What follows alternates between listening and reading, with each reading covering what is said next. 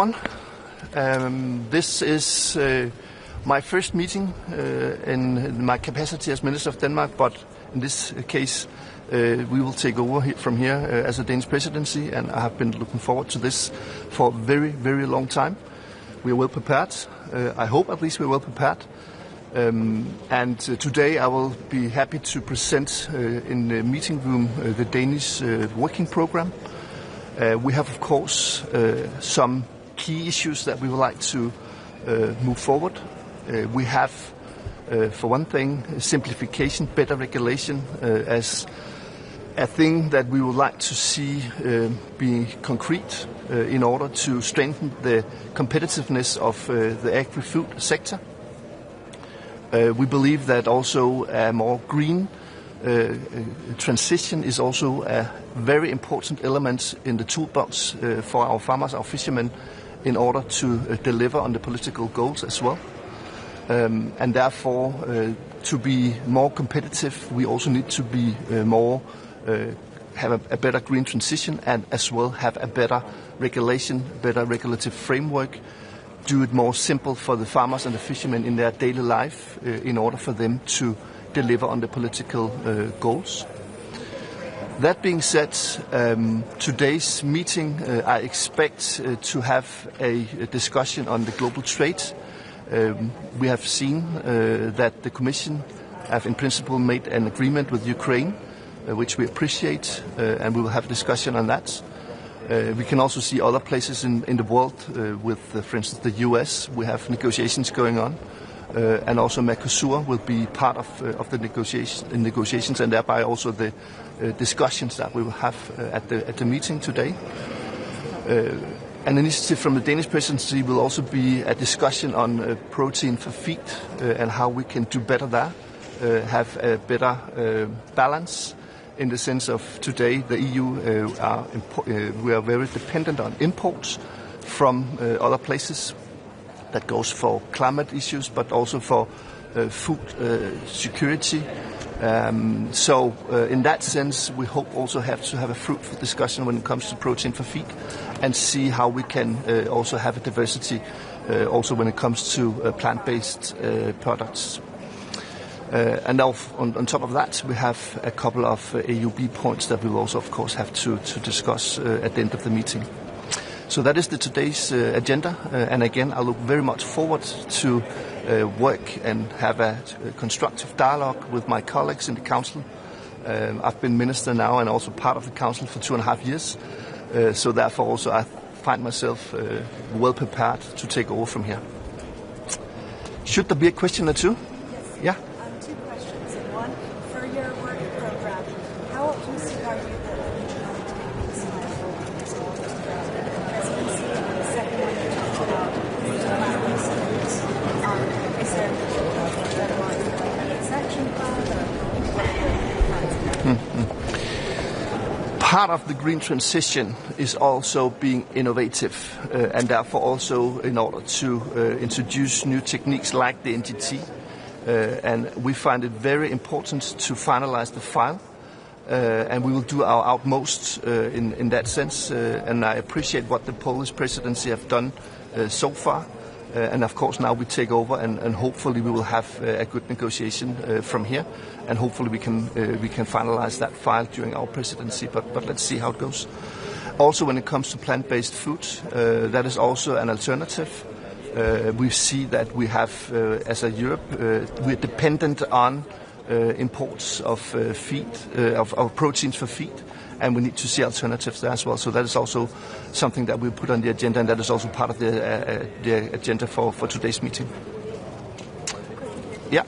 It's the second agri-freeze in a row where some member states push to relax rules on pesticide utilization.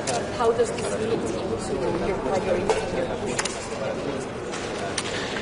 I think we have to find the right balance here, and also in that sense introduce new techniques in order to deliver on the food production, which is very, very important for Europe as a whole.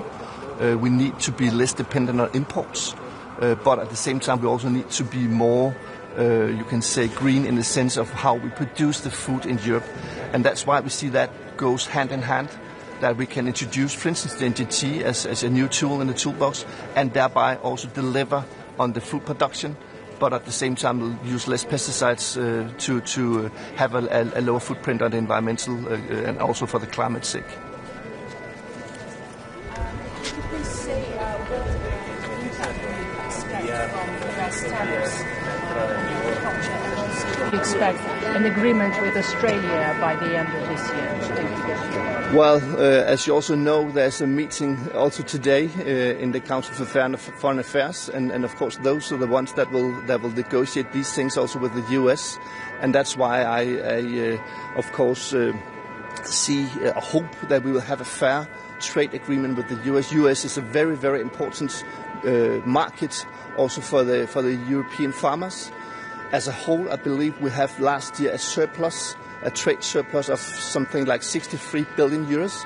So seen from a European point of view, it is important to have open global trade lines, and that also goes for the US market. But that is up to, of course, the Council for the Foreign Affairs to negotiate that, and also for the Commission, of course, to negotiate on behalf of the EU.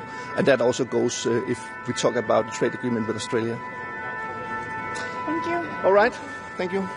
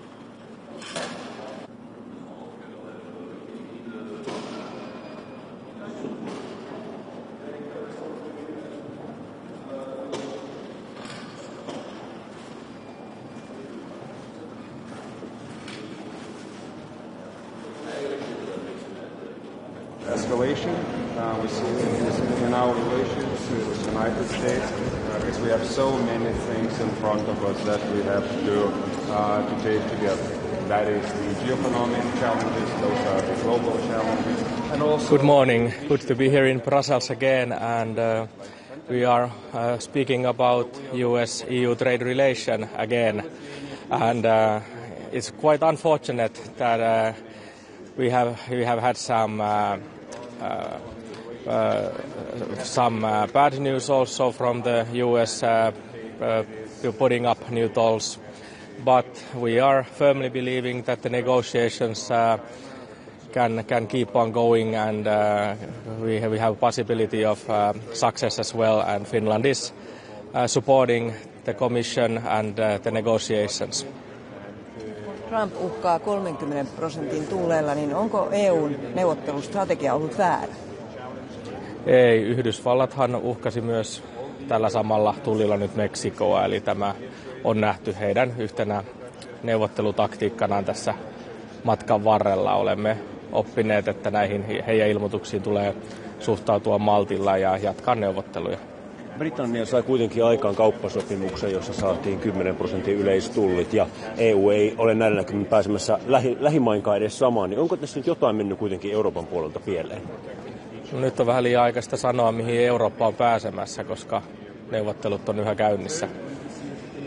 Sinänsä 10% tulli ei tietenkään ole mitenkään kovin hyvä tilanne sekään, vaan pitkässä juoksussa täytyy tietysti päästä parempaan. Minkälaisia tiukennuksia pitäisi tehdä näissä neuvotteluissa EU:n vastatoimia tai muuta?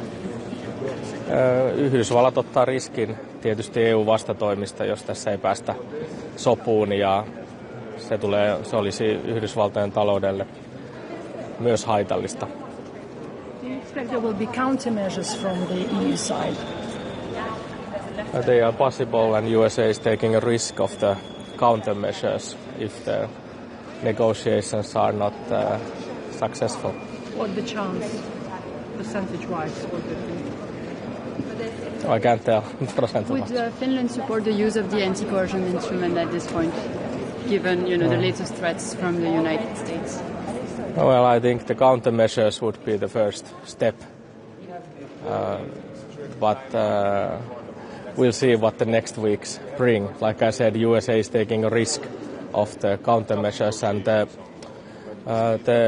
tolls cannot be one-sided, I think, and they are not very helpful for U.S. economy either. So they take a risk of the countermeasures, and that means it might be a big hit for their economy as well. So I think we have all the reasons to keep on negotiating. And what do you expect out of the list of retaliation, the countermeasures that the Commission is going to present today? Do you expect that it's going to receive wide support from member states overall? Yes, I think member states have commented and are generally quite happy, but the main thing is that we are very united, and we give support to the Commission to keep on negotiating. When did you personally learn about the letter? Was it Friday? Was it Saturday? And how surprised were you? I think it was Friday, but I was rather surprised, of course, because during the week we had quite a positive mood about getting the framework agreement done. But obviously, USA has been rather spontaneous about the announcements. So there was no change in the mood on like Thursday or Friday up until you received the letter. There were only positive signs coming from the Americans. Well, I got only positive signs generally, but I haven't been on talks with the Americans personally this week. So I know they have many concerns, which I spoke with them personally as well. Okay, kiitos. Thank you. Thank you very much. Thank you.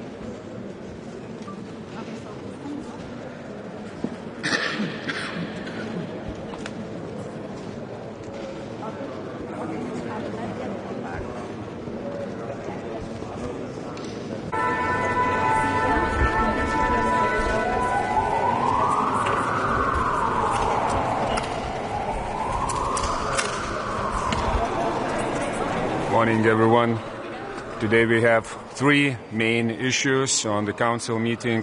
First, that's the EU and US trade. Second, the EU and China's relation. And then the DCFTA with Ukraine. On first one, on EU and US relations, we have all received a letter from President Trump. It was noted, and we interpret it and we take it as encouragement to continue with our negotiations. There are a couple of weeks left, so we have to intensify it, and we have to go for the good deal. And in our view, from our perspective, tariffs are good for anyone. We have to look for good solution in our trade relations, because the European Union was always standing for the fair trade that is based on international regulations and respected international regulations in it. So we have to continue. We have to avoid escalation in our relations with United States, because we have so many things in front of us that we have to take together. That is the geoeconomic challenges, those are the global challenges, and also the issues that we have to solve together with the United States, like fentanyl, for example. So we are looking for the constructive way forward, and Lithuania fully supports European Commission in its position and in its negotiations. Second, on relations with China, we have to be very open-eyed and take what it is with the real perspective, and that is the threats coming from China, what concerns our economic relations and trade. China's trade policies and industrial policies are oriented at dominating in the world technologically, and also with this it comes the authoritarian domination. It poses the challenge to European Union, and we have to address it. All the other elements that we are facing, this is unfair trade, this is the overproduction, subsidies for overproduction, and also the closeness of their market. So European Union has to employ its tools that we have. And once again, no member state, no lonely EU member state has to be in face of China alone. European Commission has to take more responsibilities in protecting each of the member states when they are faced with the very unfair practices. Third, on DCFTA and on Ukraine, we still assessing and the proposal that was prepared, but from the very preliminary one, we see that the European Union lacks of ambition and strategic ambition in our relations with Ukraine. We see Ukraine as our inevitable part of European security and future. Therefore, we have to proceed with economic integration, and for this, DCFTA has to play its also role. Thank you. Wait, Minister, the thing is, no one wants a trade war, okay? Yes. But we've had a couple of months of negotiations, and now there's a letter that came with 30%, which is higher than was 20%, and I know that was 30%. Realistically, if you want to show Trump that the EU is ready to retaliate, you have to be sure that you're going to be with concrete measures. But there seems to have been a toning down, less in terms of the value of goods. So are you actually saying that the EU Council, the 27 member states, are ready to retaliate? And if so, what are you putting on the table? Digital services tax? We have the very strict timeline here in front of us. That's the 1st of August. We have to concentrate on these weeks. We all understand that there are tough negotiations ongoing, but with the very end state, we have to agree on what it is good for both sides. And lower tariffs are good for both sides. There were never in history that tariffs helped anyone with solving the real economic problems, not political problems, but real economic problems. Therefore, I am optimistic about it. Once again, European Union, as we were talking already in previous Council meetings, European Union has its tools. Yes, we have this. And it's not only retaliatory tariffs that we are preparing, the Package 1, Package 2, but also other measures that we created for fair trade to be re-established again.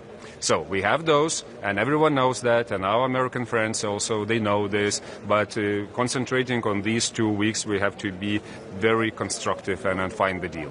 So are conversion instruments back on the table then, as a potential measure? Yes, no, we are looking into the very immediate term. So in this immediate term, we have to keep everything on hold. Thank you.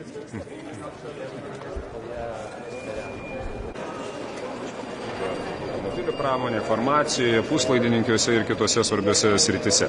Taip kad tai bus pradžia, tik tai ilgo, sudėtingo kelio su Jungtinėmis valstijomis. Bet vėlgi, žiūrim konstruktyviai, nes privalome išspręsti šitos klausimus. Geoekonominis iššūkis Europai, ne JAF yra, kaip ir ne Europa yra JAF geoekonominis iššūkis. Kinija yra didžioji problema. Iš Kinijos kyla visos priekybos ir pramonės praktikos, kurios mums daro žalą. Mes ten turim orientuotis. Tai greičiau išsisprendžiam, greičiau orientuosimės ten. Visos problemos, kurias yra įvardinęs prezidentas Trumpas, mes turime taip pat ir joms sprendimus. Nežinau, ar tas pats būtų fentanilis, kuris yra kaip priežastis nurodoma, kodėl buvo įvedami papildomi tarifai Kanadai, Meksikai ir kitiems.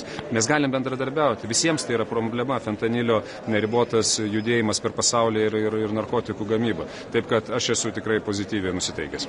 Gerai, bet jeigu lieka 30%, ar bent jau 20%, pavyksta tarkim dėl 10% susitarti, kaip tai paveiktų Lietuvą? Įvairius paskaičiavimus esame padarę. Vėlgi, modeliavimuose sunku kol kas išpiešti tam tikrus tikslius skaičius, dėl to, kad yra išimtis taikomos, dėl to, kad yra tas bendras, sakykime, tarifas netaikomas kai kurioms prekių grupėms, kurioms mums yra labai svarbios, ir dėl to, kad mes nežinome, kaip atrodys dar sektoriniai muitai.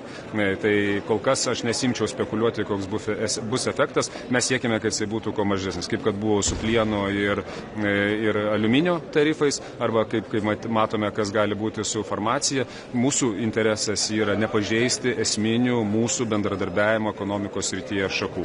Ir tai yra mūsų bendradarbiavimas gyvybės mokslų srityje su visom investicijom, kurios yra Lietuvoje. Lietuva kietai stovi siekiant apsaugoti tiek iš vienos, tiek iš kitos pusės galimus muitus arba net nemuitinius apribojimus įvedant. Tai vienas svarbus dalykas, kitas svarbus dalykas, tai yra mūsų bendradarbiavimas gynybos pramonės srityje, kad per atsakomuosius muitus nebūtų užkrauti muitai mūsų importų iš Jungtinių Amerikos valstijų ir taip pat ir kitos sritis, kaip kad ir buvo su plienu lygiai tas pats. Taip kad vertiname kiekvieną atskirą prekių kodą, prekių grupę ir pagal tai priimame sprendimus. Ko Lietuva tikisi iš Europos komisijos pasiūlymo šią savaitę numatomo dėl MFF daugiamečių biudžetų? Na, čia tik tai pradžia yra, bet kokiu atveju pokalbių dėl būsimos finansinės perspektyvos. Lietuva turi taip pat apsibrėžusi ratą poreikių ir interesų. Suprantame, kad bendras biudžetas turės būti didinamas, dabartinis neatlieps tų poreikių, jame turės atsispindėti visi mūsų jau numatyti būsimi pirmininkavimo prioritetai. Ir tai bus susiję ir su išoriniu saugumu, su papildomomis investicijomis, taip pat ir gynybos pramonės plėtrai, su vidaus saugumu. Tai, ką mes darome ant savo sienos, tai turės būti susiję ir su kritinės infrastruktūros apsauga. Tos poreikius esame paskaičiavę, ką mes norime matyti ir ten, sakykime, šitoje finansinėje perspektyvoje to nėra. Taip pat turi būti numatyti finansai susiję su plėtra. Nes jeigu mes esame rimtai nusiteikę ES plėtrai, o mes esame, Lietuva yra priešakyje tiek su ambicija, tiek su data, tiek su savo pastangomis, tai mes norime matyti atitinkamai paketus Ukrainai, Moldovai ir kitoms šalims. Tai taip, kad turėsime tikrai sunkius pokalbius apie tai, kaip visus šitos poreikius sutalpinti. Ačiū. Tomorrow, okay? So I'll comment tomorrow. Because it's very important for Georgia. So I'll do it tomorrow, okay? Yeah, okay. Yeah, I'll promise to.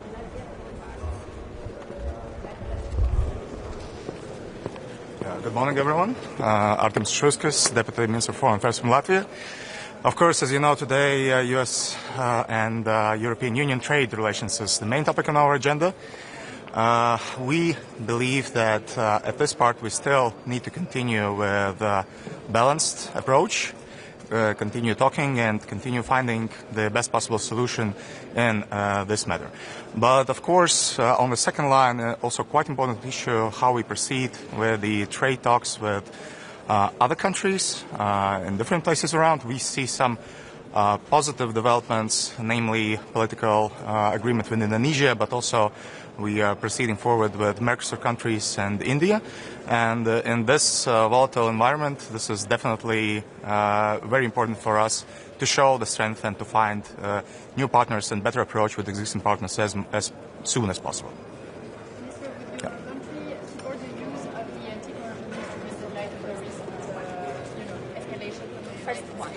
Yeah. Well, listen, we won't comment in details until this meeting will end, of course, because the main issue is to actually discuss the tactics for the upcoming weeks. In our view, it is the time for Europe to still be very pragmatic partner and still be very balanced partner. It doesn't mean that we don't need to think on how we react to one or another thing. But the main priorities would be to use these upcoming 2 weeks as good as possible to reach the possible agreement in the talks.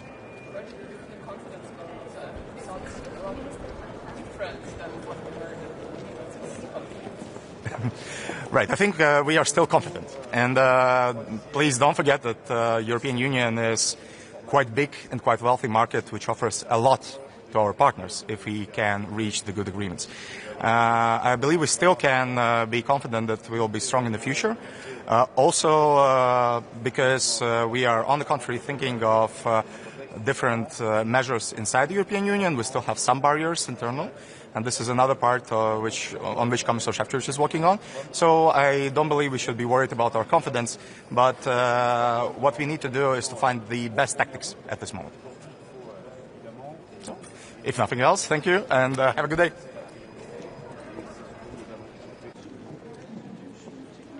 Buenos días. ¿Aquí estoy bien? Pues cuando queráis. Pueden preguntar.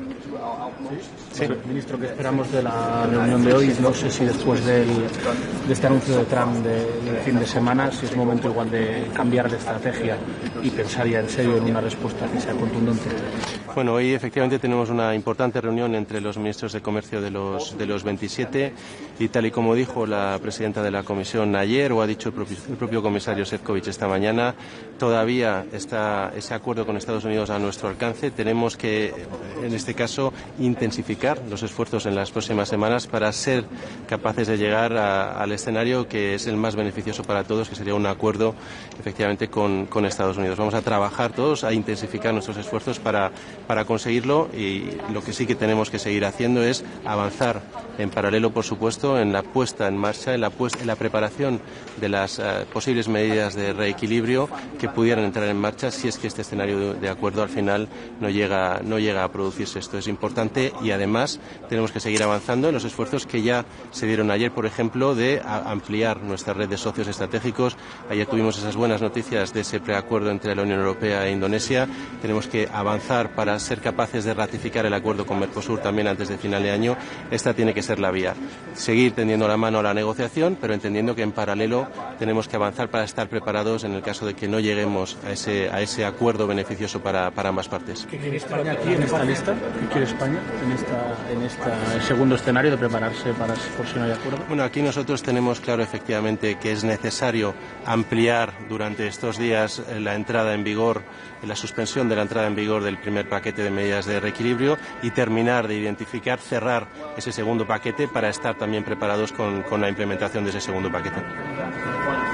Bueno, como ya señaló la propia presidenta de la Comisión ayer, ahora mismo seguimos estando, aunque pese al anuncio de este fin de semana, en una situación similar a la que estábamos la semana pasada. No han entrado en vigor estas medidas adicionales de Estados Unidos. Tenemos que darnos espacio para la negociación. Veremos, una vez que lleguemos a esas fechas de principio de agosto, cuál es la situación y si se dan las condiciones o no para empezar con la implementación de todas estas medidas de reequilibrio. Tenemos las herramientas necesarias para actuar en caso de que no lleguemos a ese acuerdo. Ministro, aparte de la diversificación o propelar del plan de la Comisión es coordinarse, incrementar los contactos con otros países como Canadá, Japón, miembros del G7 para responder a Trump.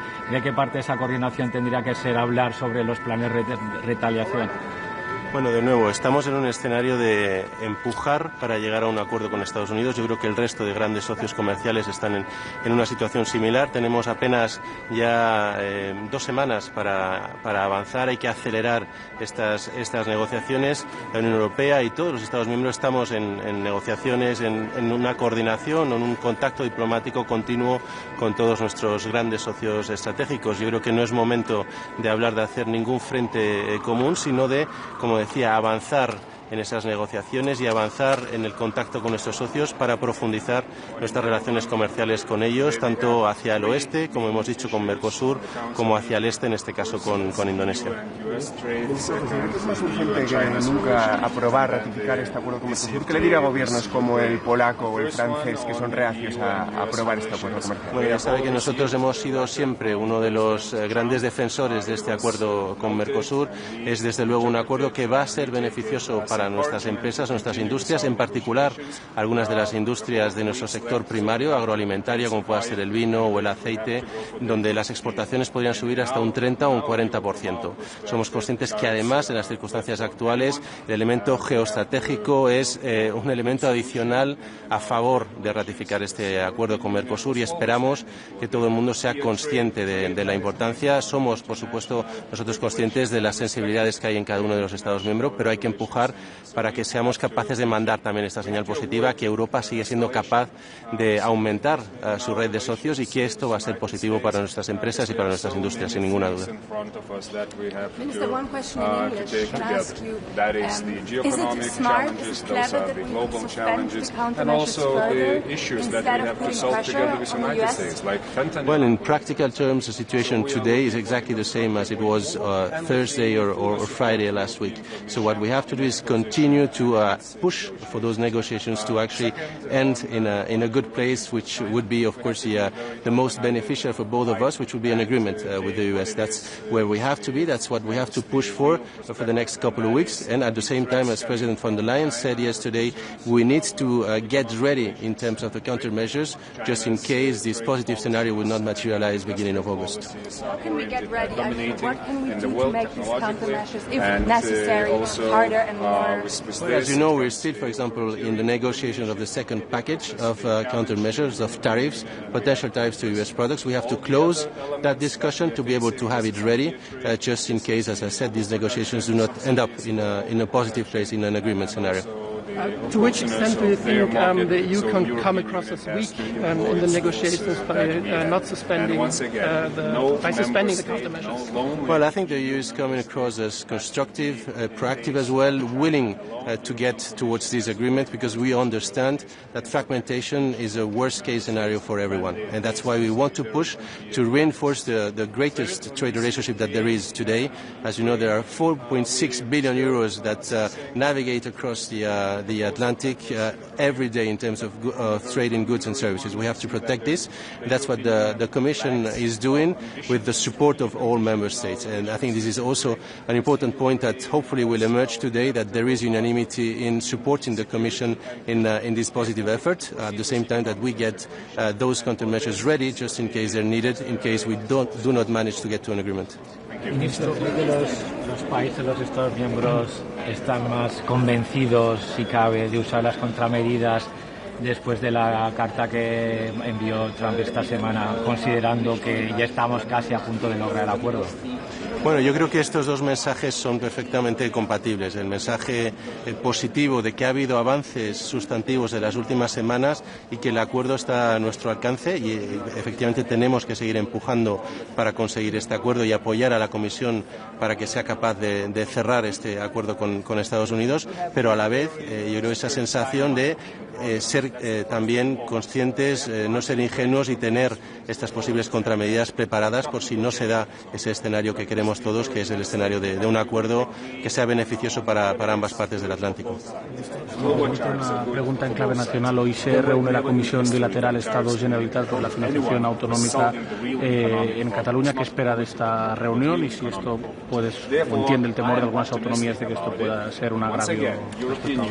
Bueno, lo que esperamos son avances en materia de una reforma de un sistema de financiación que lleva ya 12 años caducado. Es importante que se den pasos. Hoy esperemos que sea un paso importante. Ya se ha dicho desde la propia vicepresidencia primera del Gobierno, la ministra de Hacienda, de que este acuerdo y los que vayan a venir posteriormente serán acuerdos que no perjudiquen a ninguna comunidad autónoma. En ese sentido, yo creo que hay que dar un mensaje de tranquilidad. ¿Ya? Gracias. Gracias, chicos. Nos vemos luego. Vale. Muy bien, muchas gracias. Gracias.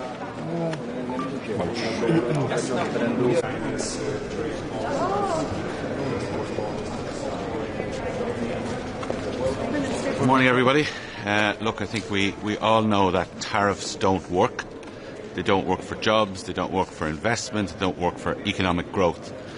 So I think we're in a space from Ireland's point of view, and I think from the European Union's point of view, where we want to continue to work to make a trade agreement with the United States of America that reduces tariffs to the lowest possible level, that works to create jobs, to give certainty to investors, and to make sure we can have that stability that's needed, that quite frankly we don't quite have at the moment. Tá an seos of Rochelle, tá muid a caint leis na bhuailstáit eile ag éisiú leis an gomisiún agus a géirí an tro a dhíriú dus na caintne agus asúla a gcuin go léir go mbeidh deireadh maith leis na caintne seo. Ag an chéad lá de bhí lúnasa nó níos fearr ná sin roimhe sin. Minister, yesterday Chancellor Simon Harris said that 30% was a negotiating tactic from Trump. I suppose, what's the danger that it's not and that he intends to follow through on this? Well, look, I mean, the date of the 1st of August has been given. So that gives us an opportunity to continue to talk. And what we want to do here today is to listen to the Commission, listen to Commissioner Šefčovič. I met him briefly earlier, but also listen to the other member states to come up with an agreed position, but fundamentally to try to work our hardest to come to an agreement with the United States of America. I think before the 1st of August, I would hope, but that gives us certainty, it protects investment, it protects jobs, not just in Ireland and not just in Europe, but also in the United States of America. And we have to keep selling that story that tariffs are bad for everybody. Would Ireland support retaliation if it comes to it? Like, we've only got 2 weeks to do a deal, and Trump does seem set on these higher tariffs. President Trump has said that he wants to conclude a lot of trade agreements. and I think we should take him at his word on that. We want to conclude a trade agreement. We want to continue the discussions. I think that's the space that we should be in, working to make sure that we can benefit mutually, not destroy ourselves or destruct ourselves mutually. That would be bad. So look, the Commission will of course have in reserve a list of countermeasures, a list of proposals that it would have in case things went completely the wrong way. But I think much more importantly is our ability, our unity, to continue discussions, to give the Commission our support and our mandate to work on behalf of all of us to get what is good for all of us. Would Ireland back those retaliation? We're certainly not at that stage here today. The stage we're at today is listening to the Commission. There may well be proposals from the Commission in relation to that, but we want to listen to them. We want to make sure that the Commission is fully aware of vulnerable sectors in Ireland, and every member state will make those points. But I suspect that almost every member state here today, probably every one of them, will be seeking to continue discussions, to continue talking, to continue to give our support to the Commission to make an agreement. Minister, does Europe need to get on the phone with Trump more? Like, it seems one of the problems is Mark Shefkovich was in touch with Greer and Lutnick all through this period, and Trump seems to be the real decision maker. Like, is there need for more calls between Ursula von der Leyen and Donald Trump? Well, first of all, there's been a huge amount of discussion between Commissioner Šefčovič and his counterparts in the US, and that's the way you would negotiate any agreement. You know, there are negotiators who do it. It goes to leaders then at particular points. And my understanding is that President von der Leyen and President Trump had conversations last weekend, and there may well be other ones that we're not aware of. So I suspect that will continue, and President von der Leyen will undoubtedly have discussions, and she has had discussions with President Trump. That's the way these agreements are done. But it is true. The decisions are made by the President, and in the European Union the decisions ultimately really are made by the Member States and the European Parliament. So let's see where this gets us. Let's give our negotiators, which is Commissioner Šefčovič and his team, our support, our mandate to continue the discussions, and then if necessary, of course, President von der Leyen and President Trump can conclude things, and that is the normal way of any of these negotiations.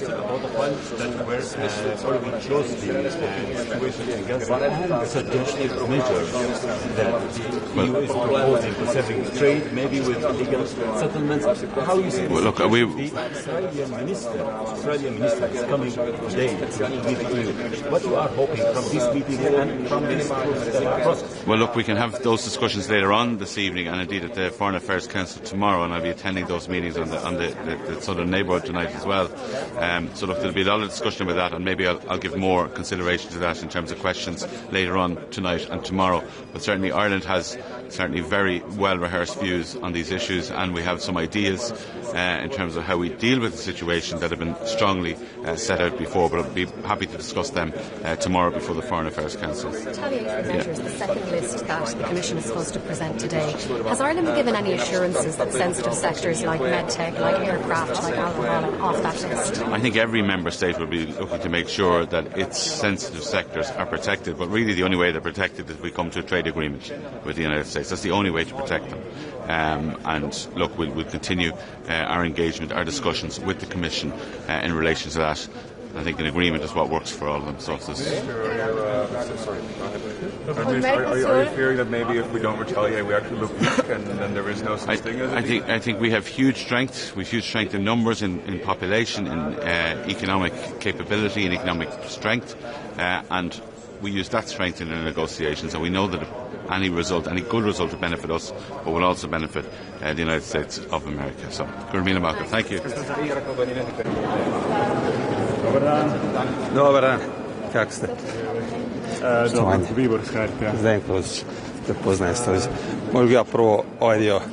Okay. Good morning. We support the approach of the European Commission of reaching an agreement with our American partners. Transatlantic partnership has no alternative for our businesses, economies, nations on both sides of the Atlantic. Therefore, we support a pragmatic approach in finding or reaching a solution. On trade relations with China, we need to intensify dialogue and work with China. Good opportunity is high-level meeting later this month. And to summarize these two topics, I would say in 3 words: dialogue, dialogue, and dialogue. Thank you. Državni tajniče, u kojem smjeru napreduju pregovori, jer Trumpova objava za vikend, odnosno pismo, je pojačalo pritisak. 1. kolovoz je blizu, ima dovoljno vremena, ali se sve treba još ubrzati. Gdje je najviše zapinje? Pregovori napreduju, odnosno oni se odvijaju cijelo ovo vrijeme, uključujući bilo je i aktivnosti tijekom vikenda. Ono što ste vidjeli i komunikaciju i sa naše strane je da u svemu tome treba biti strpljiv, smiren i pragmatičan. Tako da vjerujemo da će u nekom obliku dogovor biti postignut. Je li tu i dalje ona tenzija između Njemačke i Francuske? Njemačka je htjela što prije dogovor, Francuska je tu bila opreznija. Ne bih htio komentirati druge zemlje i pristup drugih zemalja. Što se tiče Hrvatske, mi smo tu za pronalazak dogovora s našim američkim partnerima. To je bitno za našu industriju, a i za industriju Europe u cijelosti, a i za američku industriju. Bez suradnje 2 velika tržišta smatramo da gospodarski rast i razvoj neće biti na razini kako bi bio kada postignemo takav dogovor. A kako gledate na to što je Trump, on kada gleda trgovinski deficit, on prvenstveno gleda materijalne stvari, odnosno predmete u razmjeni, on ne gleda recimo nematerijalne usluge, jer u Europa dosta uvozi od SAD-a financijske usluge, razne računalne sustave, softverski. Znači, kad se to uzme u obzir, onda baš i nije takav deficit kakav se čini kada on kaže. Zašto on ne uzme i to u obzir? Dobro, ne bi htio komentirati zašto neko nešto ne uzme u obzir, međutim istina je da kad uzmemo ukupnu razmjenu i robnu i usluga, taj suficit Europske unije je nešto manji. Međutim, smatram da odnose sa Sjedinjenim Američkim Državama ne treba gledati samo kroz jedno područje. SAD su naš važan i politički partner i sigurnosni partner. To je puno šira priča nego samo ovo. Ovo je područje gdje moramo intenzivirati dijalog i dalje zajedno raditi na rješenju koje će zadovoljiti oba partnera. Hvala. Okay, hvala.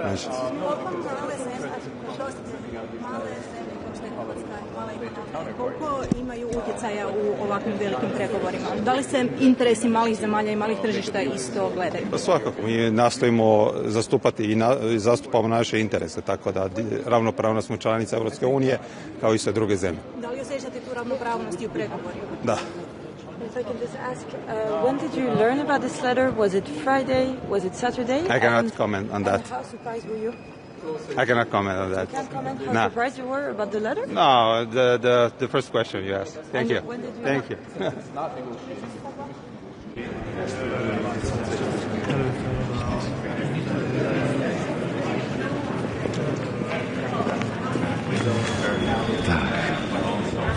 A tady do toho můžeme?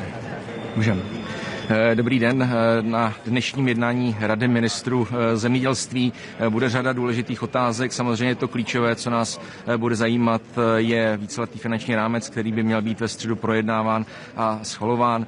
To, co pro nás je klíčové a důležité nejenom pro Českou republiku, ale obecně pro ministry zemědělství, a já jsem o tom už teď ráno měl pracovní poradu s ministry zemědělství všech členských států Evropské lidové strany, tak je jednak zachování konkurenceschopnosti. K tomu potřebujeme dostatečný finanční objem pro společnou zemědělskou politiku, co je klíčové, aby zůstala dvoupilířová struktura, aby zůstala jednotná společná zemědělská politika jako samostatná politika Evropské unie.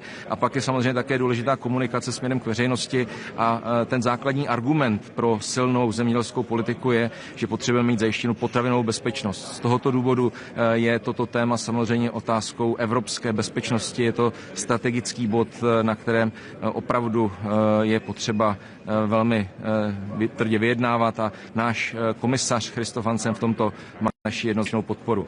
Česká republika na dnešní jednání Rady ministrů zemědělství zařaduje zvláštní bod, ale velmi urgentní, a to je téma používání přípravků na ochranu rostlin. Obrací se na mě opakovaně řada pěstitelů ovoce, zeleniny, chmele, cukrové řepy. Evropská unie nemůže dlouhodobě pokračovat v trendu omezování přípravků, které chrání rostliny, chrání zemědělství zemědělce v okamžiku, kdy zde není žádná alternativa. To je velmi důležité. V tuto chvíli není důležitá debata a diskuze. V tuto chvíli jde skutečně o čas, protože pokud máme zachovat právě pěstování ovoce, zeleniny, chmele, dalších komodit, jako je třeba cukrová řepa, skutečně konkurenceschopné v Evropě, tak potřebujeme zde zareagovat velmi rychle a do té doby, než budou k dispozici alternativní prostředky na ochranu osiva, na ochranu samotných rostlin, tak tady v nějaké míře, která bude schválená, která bude odpovídat také všem fytosanitárním předpisům, tak zůstanou zachovány ty prostředky, které zde jsou. Já jsem už dopředu požádal kolegy ministry zemědělství o podporu tohoto bodu, protože skutečně tady nehrajeme o to, že bychom to měli vést rok, dva debatu, diskuzi. Tady je potřeba rozhodovat velmi rychle. Třetí téma, které bych rád zmínil, je otázka odlesňování. Já velmi vítám to, že se České republice spolu s dalšími 17 státy podařilo shodnout na tom, že ten systém, tak jak je nastaven, znamená další byrokracii, další obrovskou administrativní zátěž, nejenom pro lesníky, ale také pro řadu dalších profesí, včetně například zemědělců. A že je na místě, abychom se vrátili k tomu smyslu celého nařízení, které nespochybňujeme, protože planeta skutečně prochází velmi složitým klimatickým problémem, klimatickou změnou a přispívá k tomu odlesňování. Ale v situaci, kdy ve většině evropských států tento proces nezaznamenáváme, tak je tady potřeba vytvořit speciální kategorii, řekněme čtvrtou, s nulovým nebo minimálním rizikem a tady samozřejmě minimalizovat veškerou kontrolní a byrokratickou zátěž. Napsali jsme dopis směrem k Evropské komisi, k paní komisařce Rossval, tak, aby toto bylo ještě zohledněno předtím, než toto nařízení od 1. ledna vstoupí v účinnost. Ta jednání se vedou i na úrovni Evropského parlamentu, stejně také jako na úrovni Rady ministrů a tohle to si myslím, že je velmi důležitý vzkaz, že když hovoříme o zjednodušování, když jsme přijali první omnibus, připravuje se velmi intenzivně druhý balíček zjednodušování v rámci zemědělství, omnibus číslo 2, tak i například tato jednotlivá opatření, jako je deforestace, jako je evropské nařízení o odlesňování, tak musí zapadat do té racionalizace evropské politiky. Děkuji.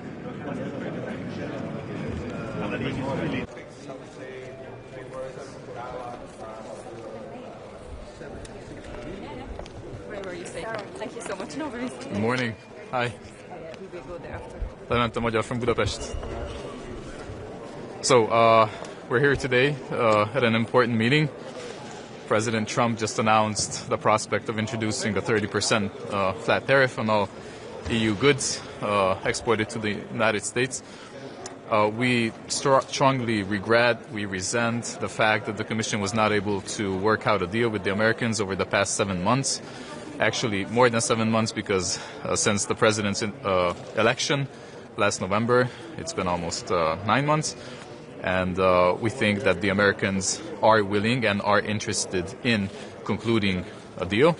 The fact that this deal has not come about reflects the inability or the failure of the Commission to address the American aggressive negotiation tactics and reciprocate these tactics.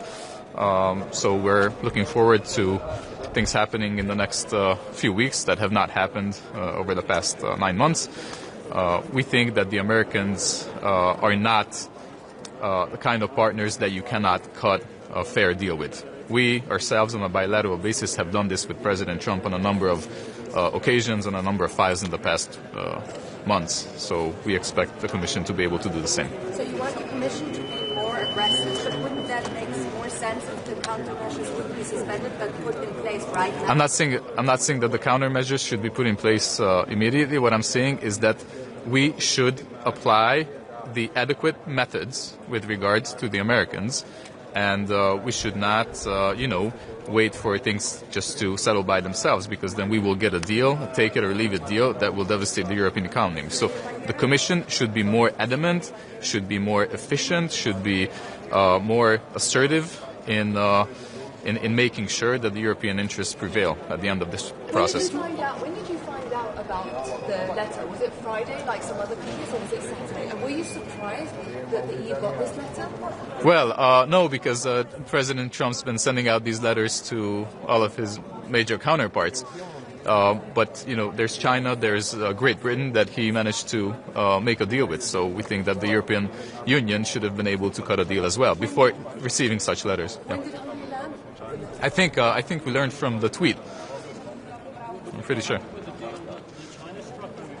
No, we want better. We want better. Closer to what we could live with, but we want the best possible deal. And since it's not negotiating, it's the Commission negotiating. All we can do is formulate our expectations and root them up. I think it's not realistic not a realistic aim to go for a symmetric deal in this case.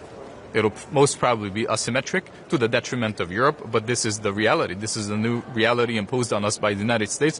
We have to make the best of the situation.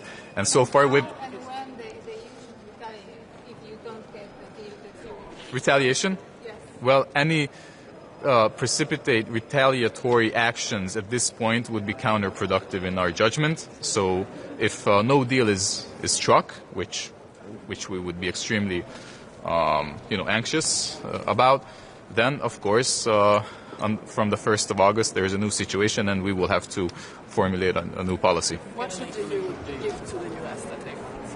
What should the EU give to the US? Well, we have to accommodate, we have to alleviate these US demands, so we cannot ignore them, we cannot neglect them totally. The United States is imposing a new tariff or world trade reality. We have to live with that.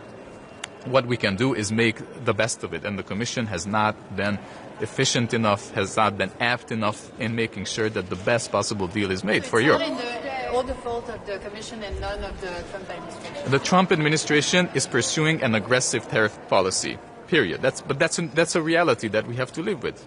Would Hungary support the activation of the anti-coercion instrument? The anti? The anti-coercion instrument. If No. there is no deal, No, we don't want to comment on whether there will be a deal or not and what happens afterwards. So we're concentrating on the next 2 weeks that we have until the 1st of August, and we want to make sure that the Commission does everything in its power and is more up to the task than so far in reaching a deal that's good for Europe. But Trump keeps The best threatening possible. The EU. Yes. The EU is continuing its conciliatory approach, so which doesn't work. Because Well, we we should- are now at 30% instead of We should most definitely draw up a prospect or a perspective for the Americans about what's to happen if no deal is done. But that's negotiation tactics. It's not up to us. It's up to the Commission. But these are mature politicians. These are battle-hardened politicians that should know how to handle the situation. And the Commission has not been up to the task so far.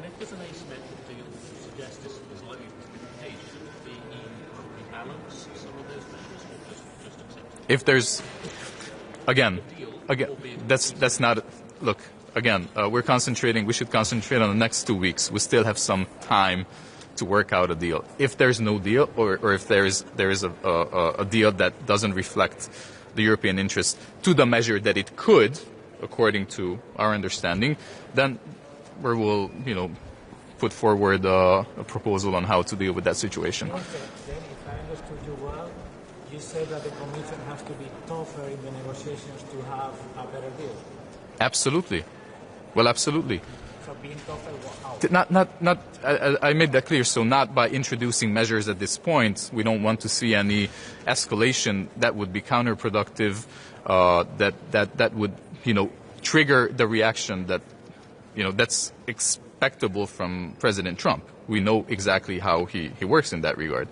We don't want to provoke him, but we should not play the underdog in this situation. It's about our national interests, core national interests, not the EU, the member states' national interests. But we're not representing ourselves, it's the Commission representing ourselves. So they should, toughen up. tougher, but not without a retaliation package. That's what you mean, right? Not a retaliation package that would be implemented before the final date of the feasibility of a deal. Definitely not. Sorry? Again, you have to accommodate your negotiation tactics according to your counterpart. So we're not sitting in the room. We're not partaking in these negotiations. Is the Commission doing it on our behalf? They should know how to do this. But it's nonsense. It's a nonsense that they have not been able to strike a deal in 8 or 9 months. So are you unhappy that the Commission is dealing with this? Would you rather do it yourself? No, I mean, it's a theoretical question, right? Because this part of our sovereignty was accorded to the European Union, and we're fine with that. But then, they should represent our interests as if we were doing it ourselves. Minister, why just one more, please? Bill Taffer could be also, for example, coordinating with other G7 countries to show that. Sure, whatever is conducive to making the best possible deal for the European Union, thereby to Hungary. That's our ultimate point. They have to choose the methods.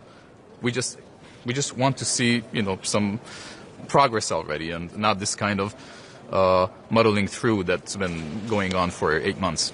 To which extent do you think the current cautious strategy by the EU will lead to a bad deal? To which extent? Well, to the least possible extent, hopefully.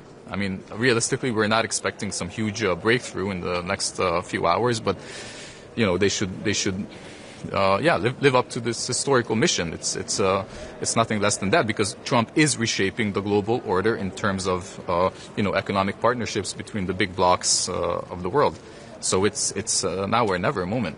And Europe has already suffered immensely from the poor competitiveness policies of the Commission in the past years. Look at the Draghi report, which is a scathing indictment of what's been going on here for the past 10, 15 years. So if this kind of new blow would come about against European competitiveness, we would all be on the ground. And we definitely want to avoid that. Thank you so much. Thank you. Have a great day.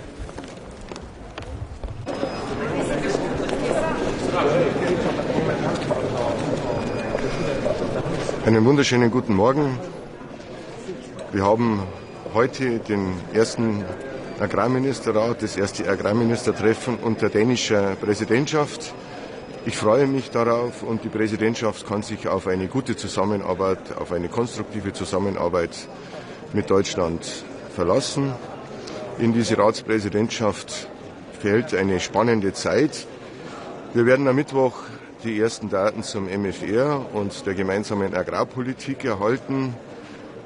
Für uns, für Deutschland und ich denke für die Landwirtschaft, aber auch für die ländlichen Regionen ist die GAP ein zentrales Förderinstrument. Deshalb haben sich auch die deutschen Agrarminister in einer Sonderagrarministerkonferenz letzte Woche für eine Resolution geeinigt, und zwar einstimmig die Resolution beschlossen, eine starke GAP auf 2 Säulen, gut finanziell ausgestattet in den verschiedensten Bereichen. Vor allem wollen wir auch Gemeinwohlleistungen fördern, Leistungen für Ökolandbau, Tierwohl und viele andere Dinge auch. Aber wir warten gespannt auf den Mittwoch, was hier auf uns zukommt, einmal im Bereich der Zahlen und des Weiteren im Bereich der Anforderungen, die auf uns zukommen.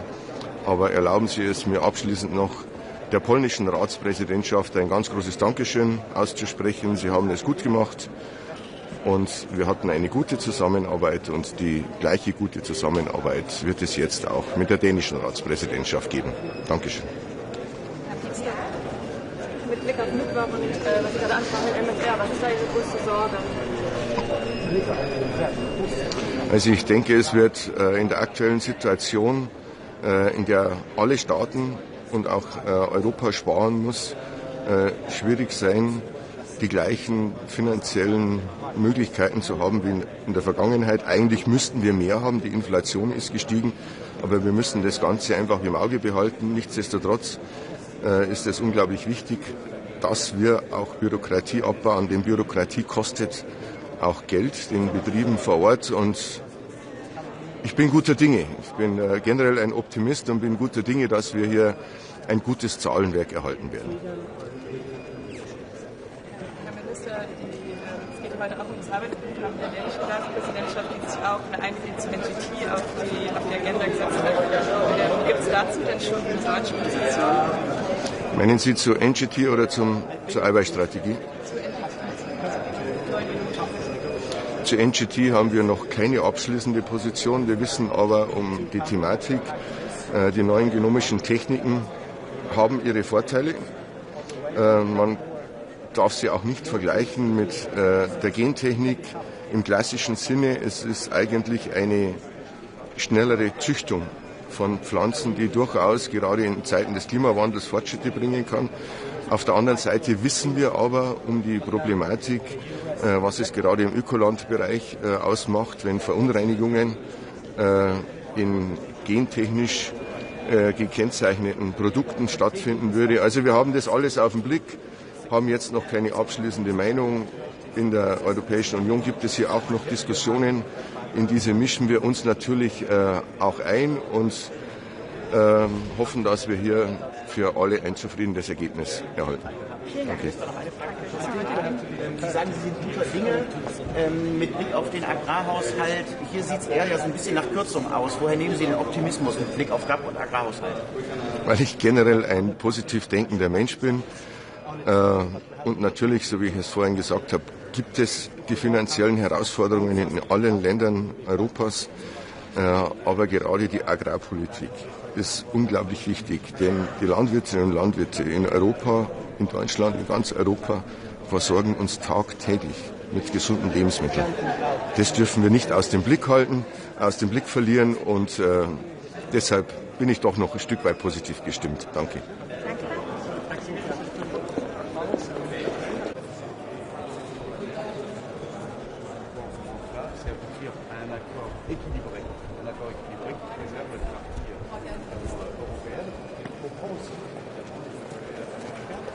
So, hallo, wunderschönen guten Morgen. Sehr geehrte Damen und Herren, unser Ziel ist und bleibt eine Lösung am Verhandlungstisch, aber ich glaube, es ist jetzt auch Zeit, eine klarere Sprache zu sprechen, konsequent und selbstbewusst als Europäische Union auch aufzutreten, weil bei allem gebotenem Respekt mit den täglichen Ankündigungen aus Amerika, so kann es nicht mehr weitergehen. Die transatlantischen Beziehungen sind nicht nur für die Wirtschaft Österreichs relevant, sondern für die gesamte Weltwirtschaft. Ich glaube, wir brauchen uns als Europäische Union nicht verstecken. Wir können selbstbewusst sein. Wir sind der größte Binnenmarkt dieser Welt und, glaube ich, sollten entsprechend auch selbstbewusst auftreten. Was bedeutet das für mich? Oberster Fokus liegt natürlich auf den Verhandlungen, aber ich glaube, wir sollten parallel auch die Gegenmaßnahmen in Kraft setzen, sowohl das 21 Milliarden Euro Paket als auch das 72 Milliarden Euro Paket, um hier auch Stärke und Selbstbewusstsein auch zu zeigen. Ich halte es auch für richtig, dass wir ein drittes Paket vorbereiten, wo wir besonders auch die Digitalkonzerne treffen, um klarzumachen, es braucht ein Ergebnis, beide Seiten brauchen ein Ergebnis, sowohl die Menschen in den USA als auch die Menschen in Europa und in Österreich. Ich unterstütze die Kommission dabei, Partnerschaften, Allianzen global zu schließen mit anderen Ländern, die ebenfalls von Zollstrafen auch bedroht sind. Ich glaube, wir können miteinander auch einen globalen Druck auf die USA auch aufbauen und erhöhen. Und wir dürfen uns drittens nicht der Illusion hingeben, dass dieser Konflikt vielleicht ganz ohne Zölle enden wird. Das heißt, es geht darum, unsere Handelsbeziehungen zu diversifizieren. Es ist ein großer Wurf der Europäischen Union, dass es ein politisches Übereinkommen gibt mit Indonesien. Das ist besonders wichtig für Österreich, wenn ich denke an den ganzen Bereich des Maschinenbaus, wenn ich denke an das Projektgeschäft, aber auch für uns, was Rohstoffe und seltene Erden betrifft. Und genau nach diesem Muster sollte man jetzt möglichst rasch, möglichst viele auch Freihandelsabkommen in die Zielgerade bringen, weil wenn wir die Freihandelsabkommen, die derzeit in der Diskussion haben, auch umsetzen, könnten wir 75% der US-Maßnahmen kompensieren. Und gerade ein kleines Land wie Österreich lebt vom Außenhandel. Wir verdienen 6 von 10 Euro im Export. Das heißt, diversifizieren von Amerika, neue Absatzmärkte auch zu finden, damit wir den Wohlstand, die Arbeitsplätze, den Sozialstaat in Österreich auch halten können. Herr Minister, was sagt Sie, finden Sie es ein Fehler, dass die Zölle weiterhin existieren? Wann wollen Sie das schaffen? Also ich stehe auf der Seite der Europäischen Kommission. Ich danke auch dem Team für den unermüdlichen Einsatz. Wir müssen aber zur Kenntnis nehmen, dass mit den neuerlichen, überarbeiteten Ankündigungen von Donald Trump in den letzten Tagen sich auch die Spielanlage verändert hat. Nochmals, ich stehe ganz klar dazu, dass wir eine Lösung am Verhandlungstisch auch schaffen, aber wir sollten jetzt auch selbstbewusster auftreten. Ich glaube, dass Donald Trump nur eine selbstbewusste Sprache auch versteht und dementsprechend auch unser, glaube ich, Vorgehen, unser strategisches Vorgehen. Wir sind zu 100% auf der Seite der Kommission. Wir unterstützen sie mit voller Kraft. Aber ich glaube auch, dass die angekündigten Gegenmaßnahmen man jetzt auch einen Schritt weiterbringen sollte.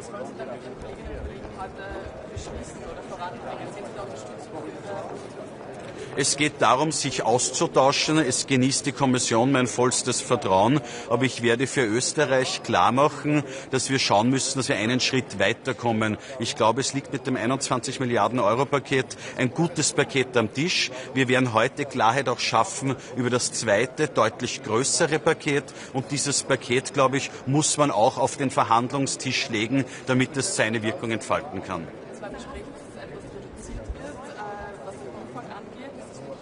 Auch wir haben in Österreich hier klare Vorgaben gemacht, was unsere Industrie betrifft, insbesondere im Bereich der industriellen Vorproduktion. Es darf ein Gegenmaßnahmenpaket nicht dazu führen, dass es zu weiteren Verschlechterungen für unsere eigene Wirtschaft kommt. Das heißt, auch wir haben Produktgruppen eingemeldet, die wir nicht auf dieser Liste haben wollen. Und das heute final zu beraten, ist Gegenstand der Verhandlungen. Wie müssen die Gegenmaßnahmen genau verschärft werden, damit sie auch in Zukunft sind? Ich glaube, die Gegenmaßnahmen sind alle in der Arena. Es sind die beiden Pakete, das 21 Milliarden Paket, das 72 Milliarden Paket. Und diese Pakete jetzt selbstbewusst auf den Tisch zu legen, ist, glaube ich, schon ein starkes Zeichen Richtung USA.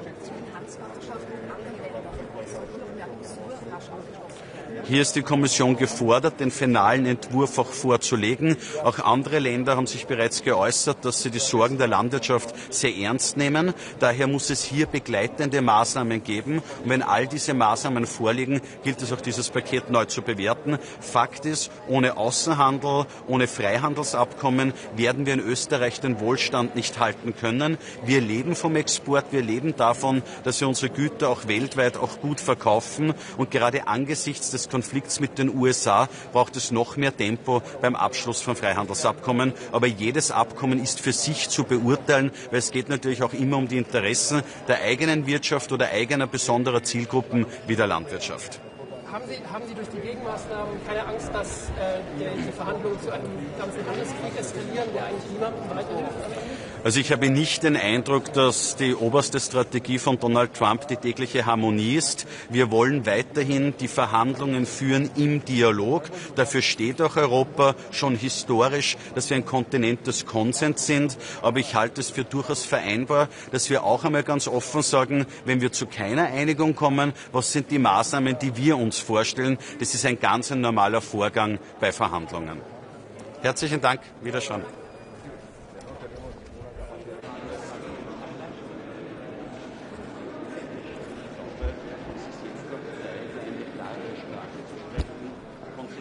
Muy... Sí, cuidado, se ha caído un micro.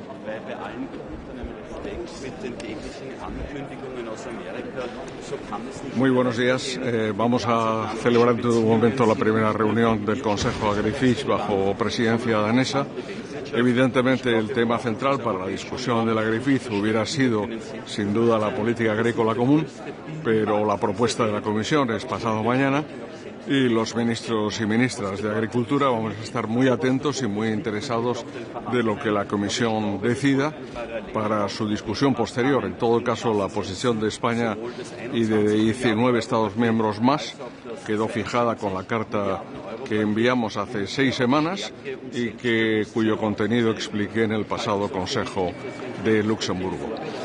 Vamos a discutir hoy mercados. Hace un momento mi colega Carlos Cuerpo, el ministro de Economía y Comercio, les ha señalado cuál es la posición de España. Me remito a sus palabras y particularmente en el ámbito agroalimentario, pues estamos sinceramente intentando que se logre una solución satisfactoria porque las cifras que se barajan y las anunciadas en la carta del presidente norteamericano nos vetarían el acceso en términos prácticos a ese mercado. Esperemos que tal situación no se produzca y, evidentemente, apostamos por la negociación, apoyamos a la Comisión, como les ha indicado hace un momento mi colega, para intentar lograr un resultado positivo a este respecto. Hay otro acuerdo comercial finalizado recientemente, concluyó las medidas autónomas de Ucrania y se ha revisado las cifras correspondientes al acuerdo de cooperación comercial con Ucrania y Unión Europea, situando en el año 2028 la convergencia regulatoria en el ámbito agroalimentario, estableciendo cláusulas de salvaguardia muy potentes y estableciendo cifras para los diferentes mercados más vulnerables, los productos más vulnerables a importación en la Unión Europea. No hay que olvidar que este acuerdo, aparte de su dimensión comercial, tiene una dimensión política muy importante porque estamos apoyando a Ucrania en esa invasión injusta e injustificada por parte de Rusia. Simplemente señalaré la preocupación por el incremento de la cantidad relativa a la miel, de la cual nuestros productores y yo mismo nos encontramos preocupados. Esperemos que no se concrete en situación de mercado desfavorable para nuestros intereses. En todo caso, como en el punto anterior, es muy importante el que consigamos ampliar y diversificar. Mercosur está ahí, la Comisión va a hacer las propuestas también en otros terrenos y es muy importante que ampliemos y diversifiquemos nuestra presencia comercial en el mundo. En el punto de mercados también voy a plantear el tema del aceite de oliva. Ahí somos líderes mundiales, con lo cual marcamos tendencia de precios. Es evidente que la campaña pasada fue casi normal. La campaña de este año puede ser superior a la media. Si así lo fuere y hubiera afectación desde el punto de vista de precios, acabamos de sacar a exposición pública, a consulta pública, un proyecto de orden ministerial que se basa en un decreto ya homologado, autorizado por la Comisión Europea para poder intervenir en el mercado, hacer un almacenamiento que nos permita, en definitiva, privado, parcial de las cosechas, que nos permitiera equilibrar el funcionamiento de los precios. Y finalmente, en el ámbito legislativo, esta presidencia es muy importante. Tenemos paquete de simplificación, el paquete de vino, las nuevas técnicas genómicas y también la reforma de la ley de cadena alimentaria, de la directiva.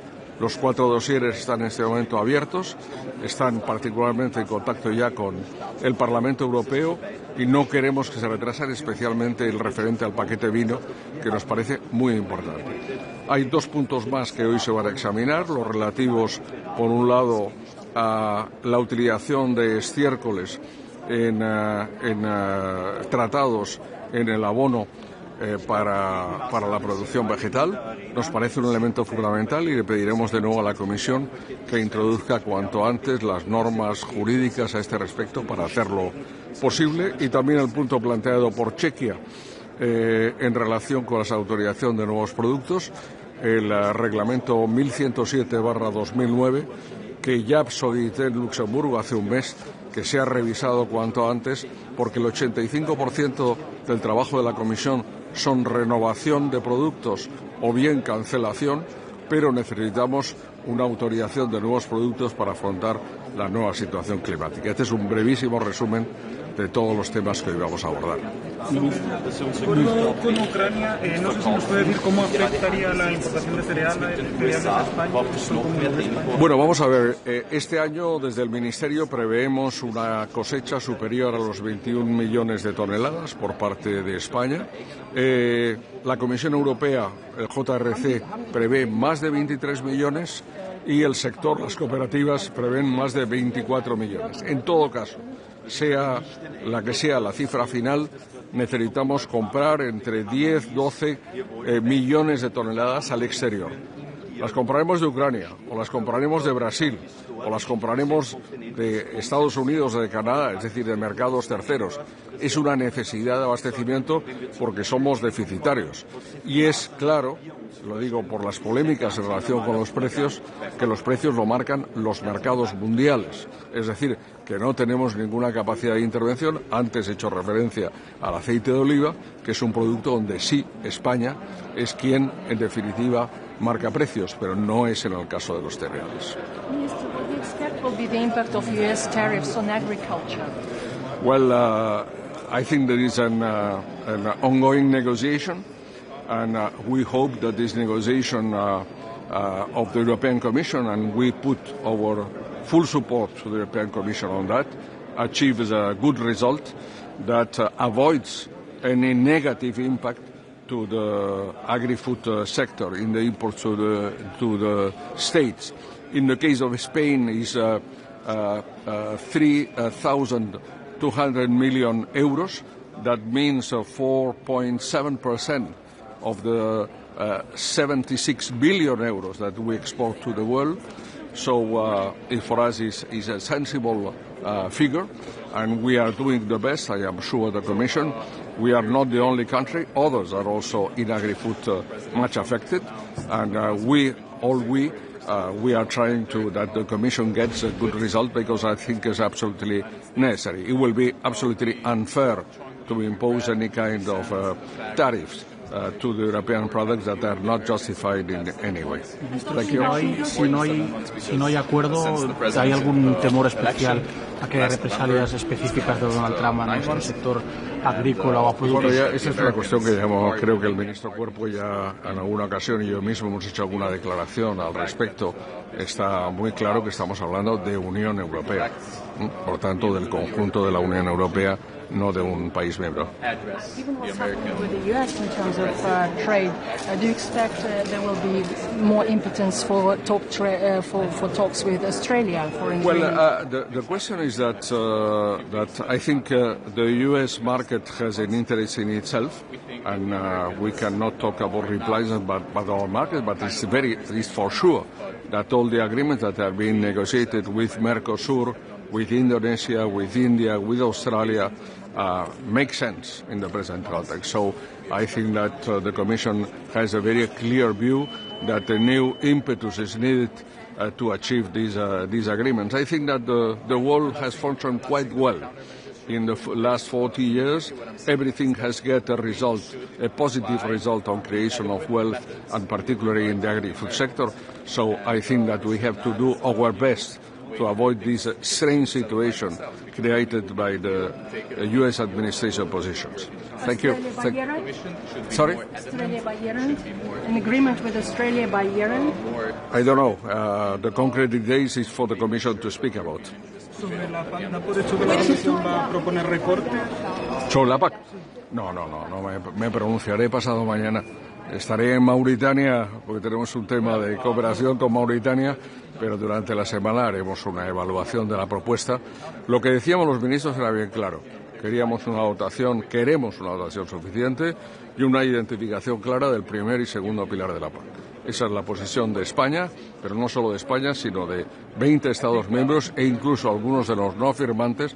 Estoy pensando en Dinamarca o en Alemania. Me consta que comparten esta posición. Muchas gracias. Hasta luego. Buenos días. But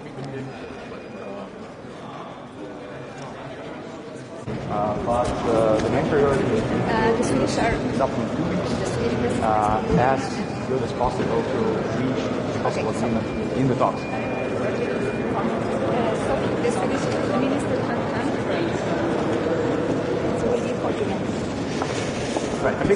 Bonjour, aujourd'hui troisième conseil format commerce ici entre les États membres depuis le Liberation Day du 2 avril, et donc c'est un moment extrêmement important puisque l'unité européenne qui a fait notre force depuis maintenant plusieurs mois doit d'abord être préservée dans un contexte évidemment de tensions importantes sur le point commercial avec l'annonce et l'envoi de la lettre du président Trump à l'Union européenne concernant une menace d'augmentation de droits de douane de l'ordre de 30% au 1er août. Aujourd'hui, il faut évidemment que l'Union européenne reste d'abord unie, c'est la priorité et c'est ce dont nous allons discuter en premier aujourd'hui. Mais évidemment, la situation depuis samedi doit nous amener à changer de méthode et nous devons effectivement savoir présenter de façon concrète, parfois aussi de façon très claire, quelle est la capacité de l'Union européenne à mettre sur la table des contre-mesures, à riposter et à faire en sorte que ce rapport de force qui est voulu par les États-Unis et qui ne doit pas mener à une guerre commerciale qui serait néfaste pour tout le monde, doit savoir être appréhendé par les Européens aussi, en démontrant leur capacité de riposte et c'est ce dont nous allons discuter aujourd'hui. La finalité, c'est toujours la même et nous sommes tous unis, je crois, en ce sens-là, c'est aboutir à un accord équilibré qui préserve les parties évidemment européennes, mais qui comprend aussi évidemment les intérêts américains.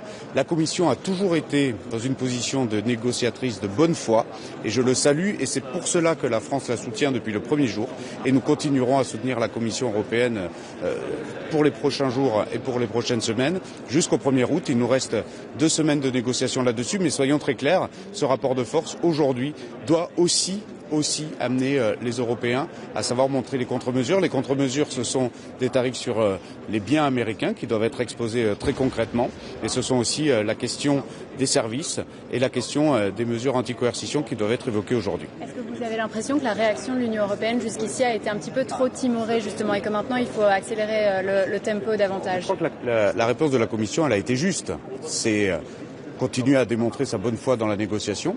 Et ça, il faut que cela le reste jusqu'au bout. On ne pourra jamais taxer la Commission européenne ni ses États membres de ne pas avoir joué le jeu de la négociation, d'avoir compris les intérêts de toutes les parties et d'avoir essayé de trouver le meilleur accord possible. Et nous étions d'ailleurs proches de cet accord-là la semaine dernière et nous devons continuer et ne pas nous disperser dans un autre objectif. En revanche, ce que je dis, c'est que le rapport de force aujourd'hui qui se tend doit nous amener aussi à être plus concret et à démontrer comment l'Europe peut répondre en cas d'échec des négociations. Et c'est ça aussi l'ordre du jour aujourd'hui. Et nous verrons effectivement, que ce soit sur les biens, sur les services, sur les mesures anti-coercition, comment se situe l'ensemble des États membres pour essayer d'avoir la réponse la mieux coordonnée possible. Encore une fois, avec un objectif qui doit rester notre priorité absolue dans cette période, l'unité européenne. Qu'est-ce qui s'est passé exactement? Comment est-ce qu'on est passé on est proche d'un accord à une lettre qui dit 30% et qui visiblement prend un peu tout le monde de court? Ça, il faut poser la question au président américain.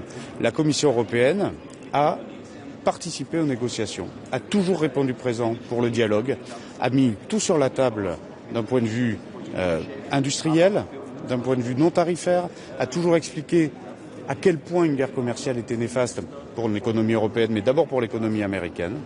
Et nous voyons bien que cette pression voulue par le président américain dans les derniers jours et les dernières semaines tend aujourd'hui la capacité de négociation, mais doit nous amener aussi à démontrer que l'Europe est une puissance. Et l'Europe est une puissance aussi en sachant démontrer sa capacité de riposte. Et c'est ça vraiment qui va être essentiel aujourd'hui, au-delà des autres points de l'ordre du jour qui ne sont pas moins importants. La question des surcapacités chinoises, la question de la diversification commerciale, tout ça sera aussi mis sur la table. Donc ça va être une journée avec un agenda extrêmement dense et tout va être important aujourd'hui. Est-ce que vous pensez que la question de taxer le numérique revient sur la table? Moi, je veux qu'il n'y ait aucun tabou dans la capacité de réponse européenne. À partir du moment où vous vous bridez, vous empêchez un certain nombre de réponses, vous n'êtes pas dans un rapport de force favorable. Et c'est peut-être là où nous devons évoluer dans la méthode, c'est assumer, même si ce n'est pas forcément une finalité souhaitée, mais assumer que nous savons répondre sur beaucoup de questions différentes qui concernent l'économie américaine, faute de quoi, évidemment, le rapport de force tendra vers un déséquilibre qui sera inacceptable. Et c'est exactement ce que nous voulons éviter. Monsieur le ministre, oui. Sera-t-il possible de trouver un accord avec le président américain, sachant que du jour au lendemain, il peut mettre en place de nouveaux tarifs Si nous considérions qu'un accord était impossible, nous ne serions pas en train de continuer à négocier. Et le commissaire Šefčovič veut reprendre langue dès aujourd'hui avec les Américains là-dessus. Et il a raison. Encore une fois, la Commission européenne a toujours raison de vouloir négocier et de vouloir aboutir à un accord. Toujours. La question est de savoir avec quels moyens on se met dans des conditions de négociation. Avec quelle capacité de riposte éventuellement, de façon concrète encore une fois, on se met dans des moyens de négociation. Ce rapport de force voulu par Donald Trump et son administration, c'est un rapport de force où vous devez démontrer aussi vos capacités de riposte. Voilà. Et c'est peut-être là où on doit accélérer aujourd'hui. But has the method been good enough? Because right now we've had several months, the European Commission has been working on it, and this is not a criticism of Šefčovič personally, but there's been no deal. The letter is higher. So in that room, do you think the EU 27 should have a different method that you propose? This is what I said. We have to evolve in terms of method, and we have to put first what we can do in terms of retaliation today, and to make it very concrete, and to make it very soon, the 1st of August. What can we do the 1st of August in terms of tariff of goods, but also in terms of tariff, in terms of ACA? Everything has to be put on the table today. Everything. Donc vous pensez que le premier paquet de rétaliation devrait déjà être présenté dès aujourd'hui et qu'on devrait avancer Oui, et c'est la discussion effectivement que l'on aura dès aujourd'hui. Et si la Commission peut effectivement annoncer ce premier paquet de contre-mesures tarifaires sur les biens, je pense que ce sera effectivement nécessaire dans la suite de la négociation. Dès aujourd'hui, juste pour bien comprendre. Si la Commission le souhaite. Merci. Merci beaucoup. Merci beaucoup. Jó reggelt kívánok! Jó reggelt kívánok!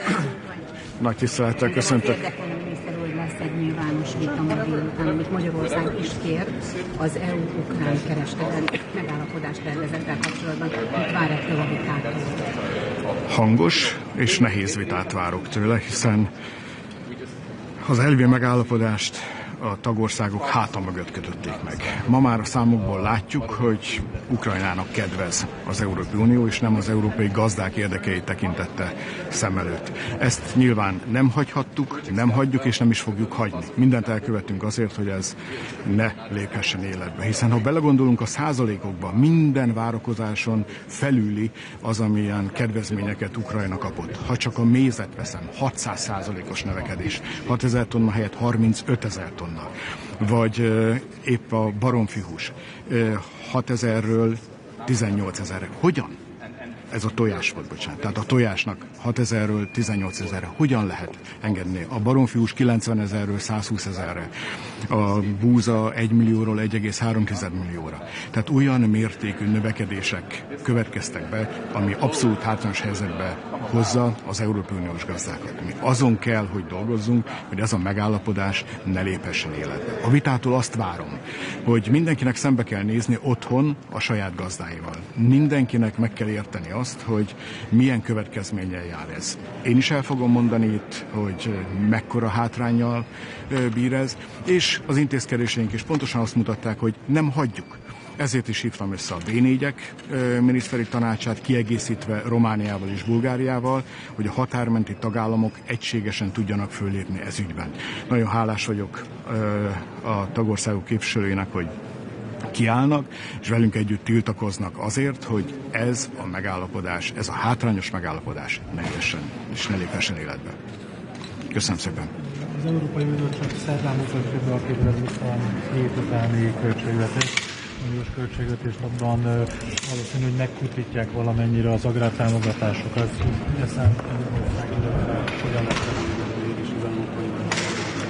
Ugye Brüsszel maga a küzdelem, hiszen mindig azért jövünk, hogy küzdeni kell, és védeni a magyar érdeket. Nekünk az a legfontosabb, hogy a magyar részről a költségvetés ne csökkenjen, a gazdáknak ugyanannyi támogatást tudjunk biztosítani.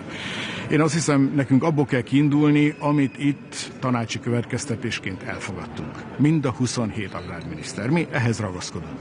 Mert akkor tudjuk biztosítani azt, hogy válságálló, versenyképes legyen, fenntartható legyen, hogy gazdabarát legyen, és hogy tudásalapú legyen az európai agrárium a jövőre nézve is. És természetesen a szilárd pillérekhez ragaszkodunk. Két különálló pillér, a terület alapon járó támogatások és a beruházási támogatások is, és ami a legfontosabb, elkülönített költségvetés, mert akkor lehet látni azt, hogy akkor mennyi fölött is rendelkezhetünk. És nem lehet berakni a nagy költségvetésbe, mert akkor ki lehet találni mindig vélt és valótlan indokokat arra nézve, hogy hogyan is ne lehessen hozzáférni ehhez a pénzhez. És akkor kiderül majd a valóság, hogy az ukrán csatlakozás az mennyibe is kerül az Európai Uniónak, ezen belül az európai gazdálkodóknak. Ezért kell ragaszkodnunk a tanácsi következtetésekhez, a magyar állásponthoz.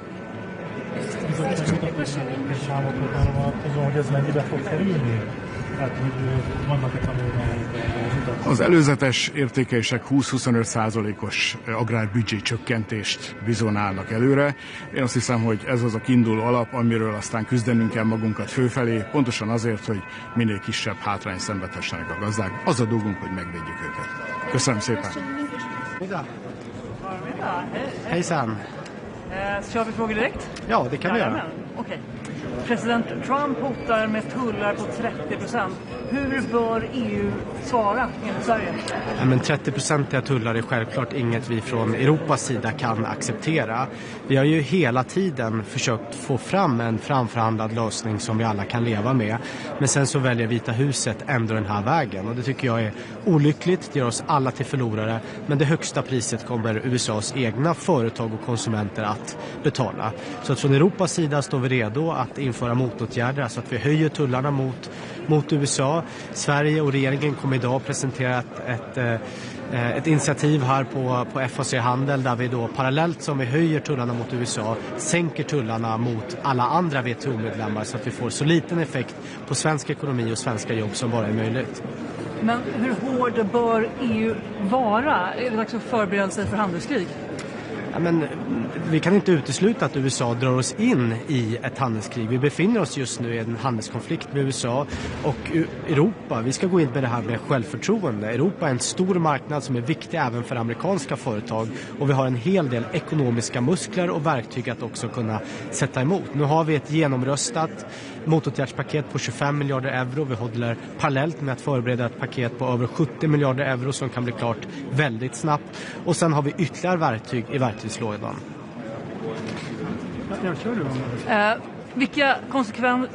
Vilka konsekvenser skulle det bli för Sverige om det blir 30% tullar? Ja, men det är klart, som ett litet exportberoende land där USA är en av våra absolut viktigaste marknader så kommer det påverka oss på ett negativt sätt. Men som sagt, Europa står nu redo att svara. Från Sveriges sida och från regeringens sida gör vi väldigt mycket. På det här mötet här idag kommer vi också prata om att öppna nya marknader för svenska och europeiska företag. Och det finns flera sådana potentiella stora frihandelsavtal som vi kan få plats redan innan årsskiftet. Bland annat med Mercosur, alltså stora delar av Sydamerika, med Indonesien, med Indien, med Mexiko, bara för att nämna några. Så att det finns mycket som vi kan göra från Europas sida också. Vi styr ju inte över USAs handelspolitik, men vi styr över vår egen och där vi kan öppna nya handelsrutter för svenska och europeiska företag. Det finns redan kritiker som säger då att Ursula von der Leyen borde göra mer själv, att hon borde ta tag i och prata med Trump. Räcker det med att Šefčovič har skött förhandlingarna hittills eller måste det flytta upp ett hack till? Många har ju pratat med Vita huset och med den amerikanska administrationen och det är positivt att det sker kontakter på flera olika nivåer, men från Europas sida har ju vi gjort allt vad vi bara kan för att undvika den här situationen. Vår handelskommissionär har varit där flera gånger. Många regeringschefer runt om i Europa har också besökt och pratat med Donald Trump.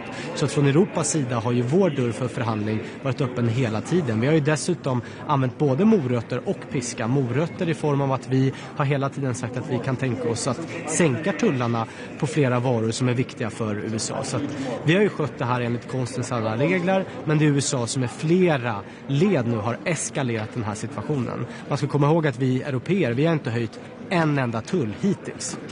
Hur mycket ser du i de här 30% som Trump sa som ett förhandlingsspel från hans sida där han helt enkelt slänger in ett nytt vedträ på brasan för att få lite fart? Det är svårt att spekulera i exakt vad som händer i Vita huset just nu. Det jag kan konstatera är att vi var väldigt nära mållinjen i att hitta någon slags principförklaring och ett principavtal också som skulle deeskalera situationen, som skulle frysa mycket av det som händer just nu. Och det är klart att 30% tullar, det är ju en kraftig eskalering. På flera varor, på flera marknader så skulle i princip handeln helt upphöra. Så det är klart att det här skulle få stora och djupgående konsekvenser både för USA och för Europa. Var du beredd på det här?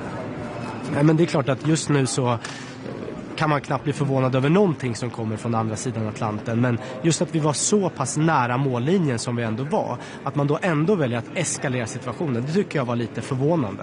Påverkar det förhandlingarna negativt? Du säger att vi var nära. Är en uppgörelse längre bort nu? Ja, men det är klart att kommer den här typen av besked från Vita huset så tar det oss inte närmare mållinjen när vi precis var några meter ifrån den. I stort sett verkar finansmarknaderna ha is i magen och tror inte på att det blir så höga tullar. Har de fel och hjälper det eller stjälper det att de inte tar det på större allvar? Men det är klart, det kommer ju nya besked nästan var och varannan timme och dag från Vita huset. Och både räntemarknaden och aktiemarknaden prisar ju just nu inte in att allt det här ska inträffa. Men vi måste ju förbereda oss för det värsta, och det är därför vi från Europas sida säger att vi har ett genomröstat motåtgärdspaket. Vi håller på att förbereda ytterligare ett, och vi har ytterligare verktyg i verktygslådan. Europa är inte en liten ekonomi som har svaga kort i den här förhandlingen, utan vi måste gå in med starkt självförtroende och våga vara tuffa ifall det skulle krävas. Hur ser du på lobbying från till exempel tyska bilindustrin som verkar vilja ha en uppgörelse för sig själva som gynnar dem med en in, bil, en ut och så vidare? Hur skulle det påverka Sverige?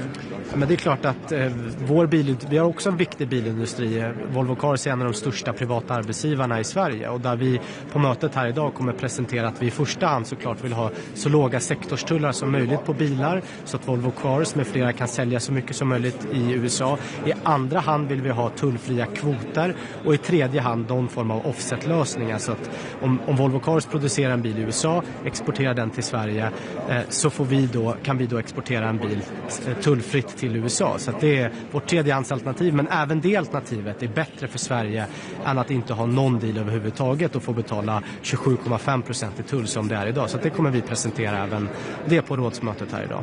Kommissionen släppte en sorts principöverenskommelse med Indonesien igår. Hur skulle ett sådant avtal påverka Sverige? Men det är klart att det är väldigt positivt att vi nu rör oss framåt i flera olika frihandelsförhandlingar. Indonesien är en potentiell stor marknad för svenska företag. Vi har Indien, vi har Mercosur med Brasilien som den riktigt intressanta marknaden. Så att det händer väldigt mycket där Europa nu måste göra ännu mer för att öppna nya marknader för svenska och europeiska företag. Yes.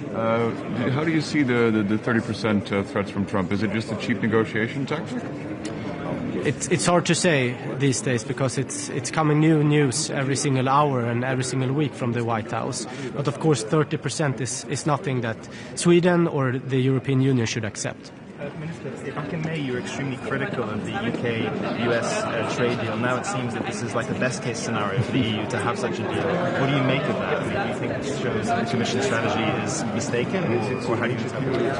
I think we should have to be prepared to be even tougher negotiators against the US right now. Of course, we have two countermeasure packages on the way, one that has already been voted in and one that is on the way, but we have more tools in the toolbox, so to say. So we can be tough if the White House wants us to be tough. The Commission has been insufficiently tough. No, I say that what I'm meaning is that we could be even tougher if it's needed right now. But of course, we were quite close to the finish line.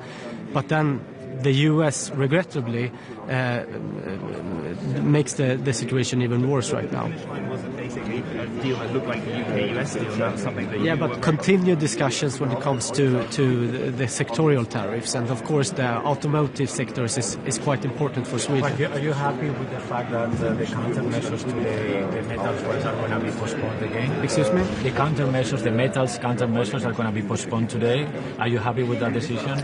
I think we have to be prepared to use all tools in the toolbox, and of course countermeasures. We have one package that had already been voted. Every country except Hungary voted in favor of that.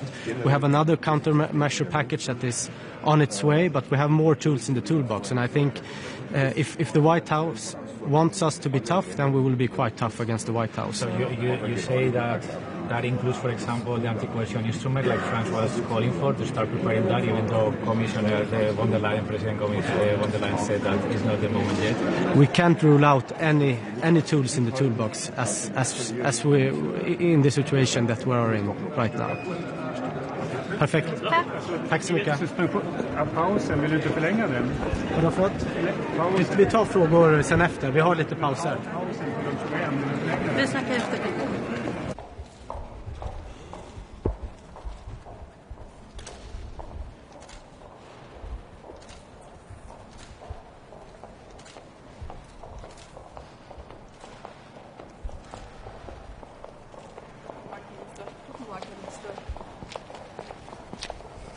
So, schönen guten Morgen.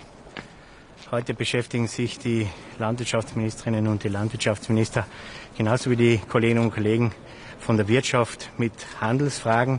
Deshalb möchte ich die Gelegenheit nutzen, um mich kurz über das künftige EU-Ukraine-Handelsabkommen zu äußern, das ja direkte Auswirkungen hat für die österreichische Landwirtschaft. Zum einen ist es so, was wir nach ersten Informationen erhalten haben, dass einfach das künftige Abkommen sich anpasst an das Abkommen aus dem Jahr 2016. Also wir hier nicht mit Liberalisierungsschritten zu tun haben, wie das in den letzten Jahren erfolgt ist. Das ist einmal gut für einen ersten Eindruck. Wir müssen allerdings die finalen Texte abwarten, um eine endgültige Bewertung zu machen.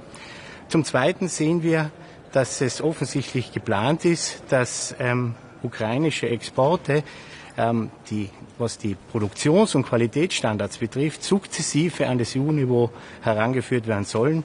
Das schafft faire Wettbewerbsbedingungen am Binnenmarkt. Das ist für uns sehr zentral. Ich werde mich auch dafür einsetzen, dass die EU-Kommission hier regelmäßig darüber berichtet. Zum Dritten, das betrifft die vor allem sensiblen Produkte. Uns ist wichtig, dass hier die Quoten für sensible Produkte, beispielsweise für Zucker und Getreide, nicht zu hoch angesetzt werden. Wir hören hier von einer Verfünffachung der Quote für Zucker in Bezug auf das Abkommen von 2016. Wir sehen das kritisch. Da muss man noch im Detail anschauen, welche Auswirkungen das Ganze hat.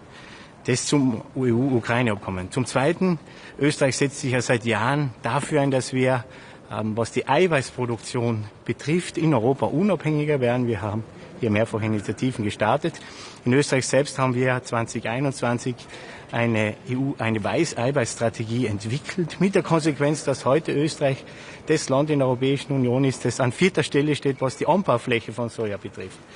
Darüber hinaus haben wir 2022 eine Initiative gemeinsam mit Frankreich gestartet, wo wir die Kommission aufgefordert haben, dass sie eine EU-Eiweißstrategie vorlegen, mit der Konsequenz, dass das 23 Mitgliedstaaten unterstützt haben. Eigentlich ein sehr klares Signal. Wir werden nach wie vor, dass hier die Vorschläge kommen. Aus unserer Sicht ist wesentlich bei diesem Thema, dass man auf EU-Ebene die Voraussetzung dafür schafft, dass wir starke regionale Strukturen haben, die Investitionen tätigen in die Verarbeitung und Vermarktung, dass wir auch das Konsumverhalten natürlich genau beobachten, Konsumverhalten in Richtung pflanzliches Eiweiß und tierisches Eiweiß.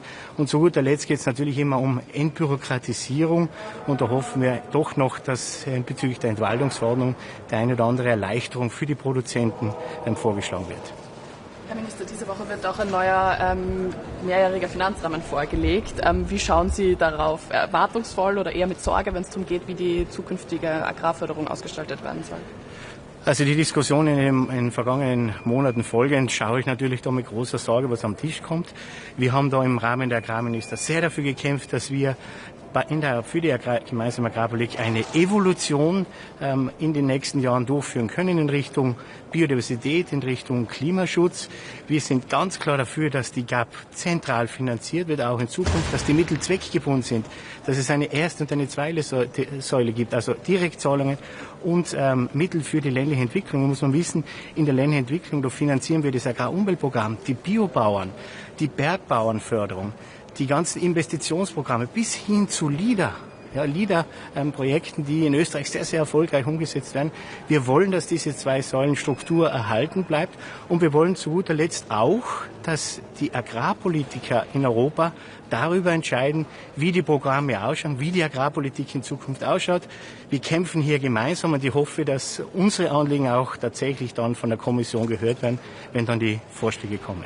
Was würde es denn für die Landwirtinnen und Landwirte bedeuten? In Österreich sollte jetzt zum Beispiel mehr in nationalen Plänen umgesetzt werden als auf EU-Ebene. Ja, das kommt davon, wie das Ganze gestaltet ist. Wenn das ein großer Eintopf ist, wo man sozusagen sich drum raufen muss, wer die Mittel kommt, dann ist die gemeinsame Agrarpolitik in dieser Art nicht mehr fortsetzbar.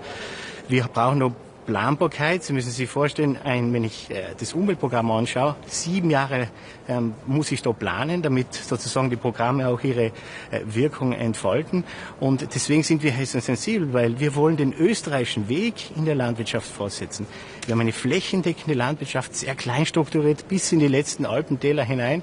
Und das geht nur mit Planbarkeit und Kontinuität und nicht, wenn man nicht weiß, wie viel kommt eigentlich noch daher, wie viel bleibt letzten Endes übrig für die Landwirtschaft. Also das ist ein Weg, den wir uns einfach nicht vorstellen können. Zur Entwaldungsverordnung. Sie haben ja eine Initiative gestartet, gemeinsam mit Luxemburg. Erwarten Sie heute dazu auch Gespräche und wann erwarten Sie konkrete Ergebnisse für diese Initiative? Also das große Anliegen ist ja, dass wir einfach entbürokratisieren. Noch einmal grundsätzlich. Das Ziel ist ja nachvollziehbar, dass man sozusagen initiativ wird gegen die Entwaldung von Regenwald in den Tropen, in Brasilien, in Indonesien. Überhaupt keine Frage. Für uns ist wichtig, dass die eigenen Landwirte, die eigenen Betroffenen einfach entlastet werden, weil wir einfach uns sehr schwer tun, ihnen zu erklären, warum sie diesen bürokratischen Aufwand auf sich nehmen sollen. Unser letzter Vorschlag wäre, dass man sozusagen in der Kategorie Low Risk nochmal schaut, ob man nicht etwas machen kann für Länder, die praktisch kein Entwaldungsrisiko haben. Also noch einmal sozusagen eine Vereinfachung hinsichtlich der bürokratischen Vorgaben.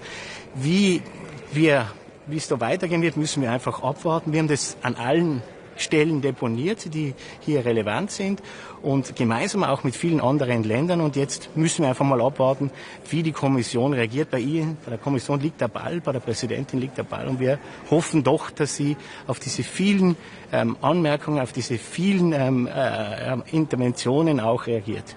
Noch eine Frage. Im nächsten Finanzrahmen soll auch 1 Milliarde an Entschädigungszahlungen für Landwirtinnen und Landwirte drinnen sein. Im Zusammenhang mit dem Mercosur-Abkommen, sind Sie, wenn das da drin ist, bereit, die Ablehnung zu überdenken? Also 2 Dinge grundsätzlich. Erstens einmal ist Österreich ein Land, das auf Freihandel setzt, weil wir einfach exportorientiert sind. Das Zweite ist, wir haben eine aufrechte Bindung im Nationalrat, was die Bundesregierung betrifft, hinsichtlich Mercosur. Und zum Dritten müssen wir jetzt schauen, einfach was am Tisch kommt. Hier sind ja auch sehr viele Gespräche im Hintergrund geführt worden die letzten Wochen. Es gibt Länder, die massiv dagegen sich aussprechen. Das ist Frankreich, Italien ist dabei, Polen. Also auch das wird eine entsprechende Konsequenz haben. Wenn da Abfederungsmaßnahmen drin sind im Paket, man muss am Ende das Gesamte natürlich bewerten und wir werden uns das genau anschauen. Aber grundsätzlich gilt bis jetzt noch die Position des Nationalrates und die hat eine Bindung für die Regierung, nämlich, dass wir derzeit nicht so zustimmen können. Ja, danke.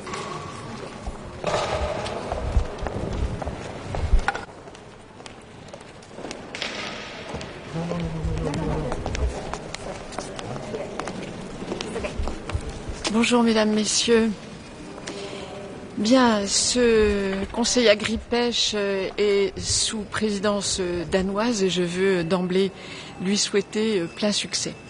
Comme vous le savez, le 14 juillet en France, c'est la fête nationale, mais compte tenu de l'imminence des annonces qui vont être faites, eh bien, j'ai évidemment privilégié ma présence à Bruxelles pour signifier que les questions agricoles sont de très grande importance et signifier évidemment le soutien de la France à ses agriculteurs et à l'agriculture européenne. Donc nous avons un haut niveau de préoccupation. Le cadre financier pluriannuel va être présenté dans les heures qui viennent et ainsi que le budget de la politique agricole commune. Vous le savez, 20 pays de l'Union européenne, par la voix de leur ministre de l'Agriculture, ont exprimé leur vive préoccupation sur les rumeurs qui courent à la fois sur le CFP et sur la PAC. Je rappelle que ce qui nous craignons évidemment beaucoup, c'est une dilution du budget de la PAC qui lui ferait perdre son caractère spécifique. Et la dilution, évidemment, ne garantit pas que nous aurons une PAC à la hauteur des enjeux, une PAC organisée en 2 piliers. Et ce point fait l'objet d'une très grande attention de la part de la France, mais également de 19 autres pays européens qui l'ont exprimé lors du dernier Conseil Agri-Pêche. Au niveau de préoccupation aussi sur les relations commerciales internationales, les récentes déclarations des États-Unis sur des niveaux de droits de douane portés à 30% plongent évidemment de nombreuses filières agricoles en France dans la plus grande inquiétude, notamment la filière viticole et puis aussi tout ce qui touche à l'épicerie, aux produits laitiers. Et naturellement, nous espérons que l'Union européenne va pouvoir conduire une action très coordonnée de résistance et de négociations fermes à l'égard des États-Unis.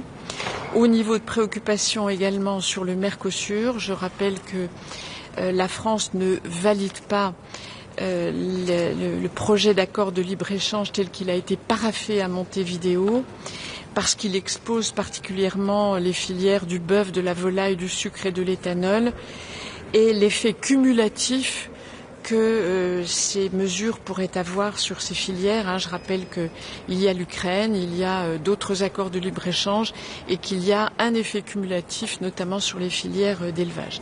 Donc la France a fait une proposition concrète d'un protocole additionnel qui permettrait d'instaurer des mesures de sauvegarde robustes pour protéger ces filières. Je rappelle aussi que la quasi-unanimité des ministres de l'Agriculture européens, lors du dernier Conseil Agri-Pêche, ont posé très clairement les critères qui devraient être mis en œuvre pour les prochains accords de libre-échange. C'est notamment une étude d'impact au niveau européen et pour chacun des pays membres de ce que pourraient emporter les accords de libre-échange. Deuxièmement, un suivi attentif de ces accords de libre-échange. Troisièmement, des clauses de sauvegarde robustes qui protègent nos filières agricoles. Quatrièmement, une réciprocité des normes assortie de contrôles et notamment en matière de produits phytosanitaires. On ne peut pas imposer à nos propres agriculteurs des contraintes en matière de produits phytosanitaires et tolérer des productions qui ne les respecteraient pas. Donc ça, c'est un haut niveau de préoccupation. Et je crois de ce point de vue-là que tous les accords de libre-échange doivent vraiment être regardés à l'aune de ces critères, ce que ne fait pas le Mercosur. Et c'est bien la preuve, je crois, que le projet d'accord avec le Mercosur est un accord d'un autre âge. Il n'obéit pas aux exigences que nous devrions mettre davantage en avant. Voilà, je vous remercie. Oui, petite question sur la PAC. Vous avez parlé un peu du budget. Globalement, est-ce que sur les autres aspects PAC, il y a aussi des préoccupations, des inquiétudes ce qu'on attend dans les prochains jours, mercredi après? Vous savez que nous sommes attachés d'abord aux politiques qui garantissent le revenu aux agriculteurs.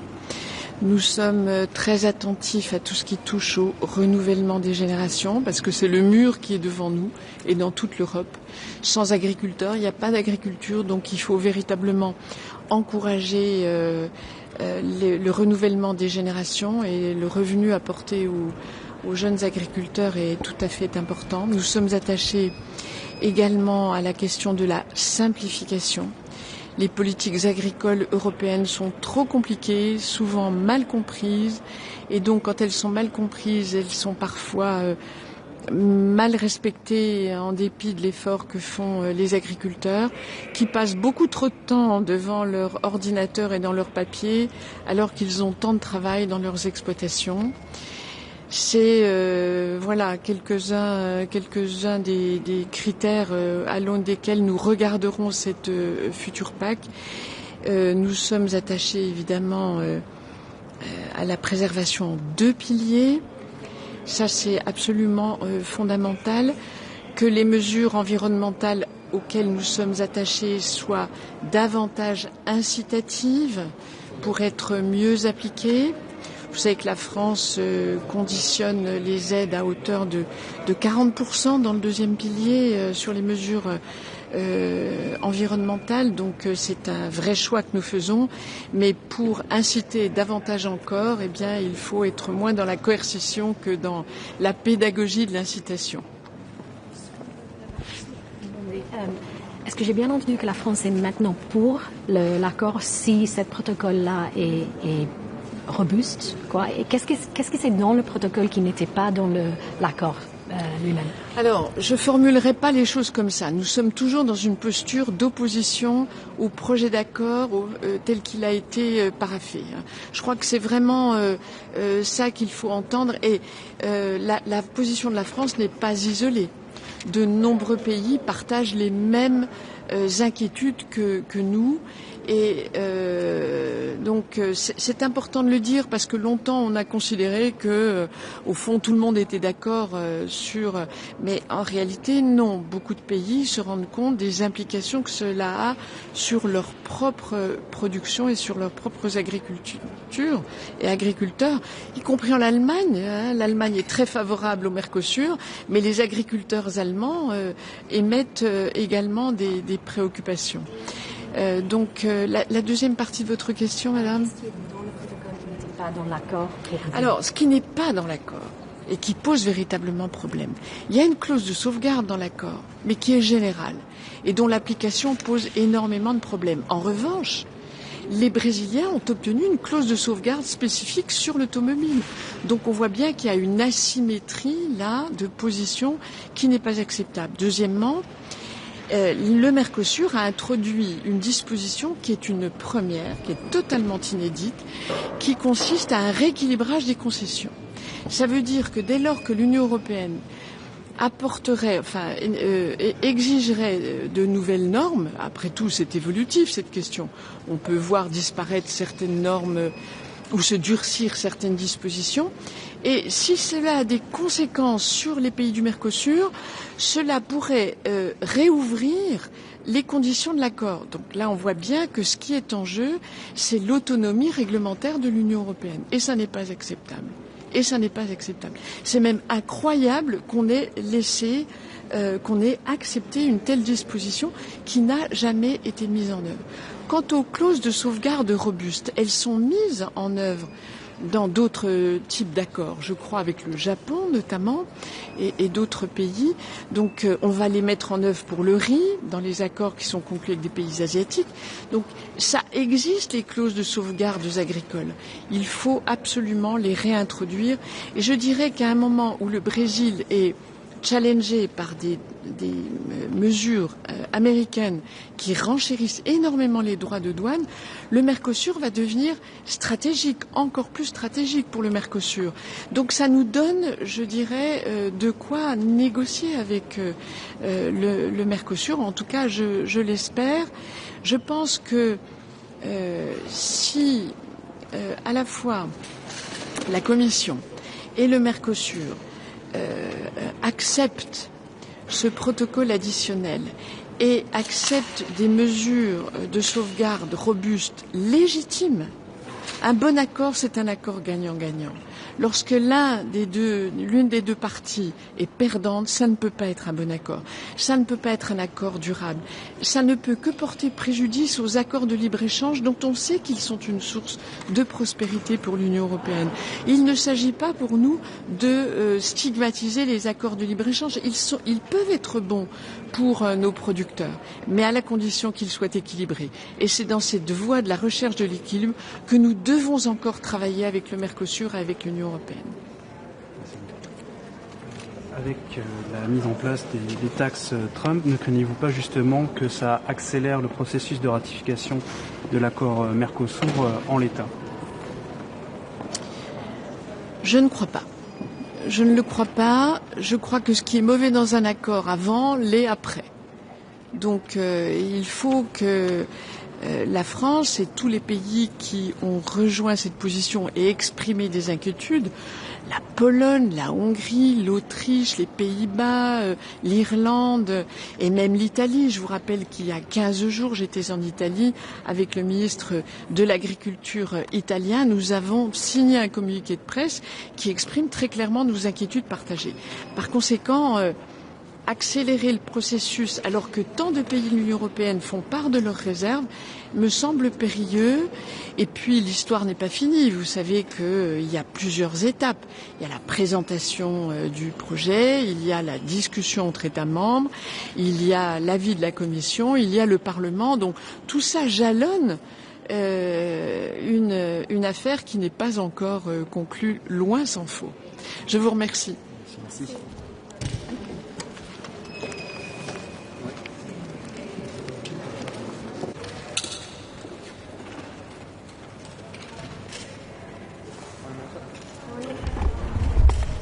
Good morning. It's great to be here in Brussels again for the July meeting of the Agri-Fish Council. Today I would like to wish the very best to our colleague Jacob and the Danish as they commence their presidency over a very important 6 months ahead, and to thank Czesław and the Polish for a very successful presidency over the last 6 months. Today, obviously, CAP will be a key part of our negotiations and our discussions in terms of supporting Commissioner Hansen in his ongoing efforts to secure a dedicated, ring-fenced budget and separate structure for our CAP, which is vitally important. Ireland is a net contributor to the EU. This is one of our top priorities in the MFF discussions, is that separate CAP. And Ireland having the presidency in the second half of 2026, it will be a pivotal moment for us in our ongoing negotiations, for us to be able to lead that from a European perspective in the second half of 26 for CAP post 2027. So that will be a significant part of today's budget, or today's agenda, but also on the agenda today are issues around protein. And Ireland supports the approach around strengthening the plant-based proteins, but also the need for livestock and sustainable livestock to be a key part of that in terms of our efforts around protein into the future. On the Renew proposal, we support the countries who will benefit from that, those countries with an intensive indoor system. Ireland, with our pasture-based outdoor system, however, will not be able to benefit from that to the same extent. So I'll be highlighting our need in Ireland to get a continuation of the nitrates derogation and our ongoing efforts in that regard. Also, hugely important and very topical at the minute on the agenda today will be the issue of trade and markets. I'll be reiterating Ireland's support for Commissioner Šefčovič's approach and the approach of the Commission in our ongoing negotiations with the US, where we recognise that tariffs are bad. We have a very close trading relationship with the US at present. We want that to continue into the future, and we support those ongoing negotiations in that regard. And I'll also take the opportunity to highlight our ongoing difficulties in Ireland with the Mercosur agreement as it currently stands.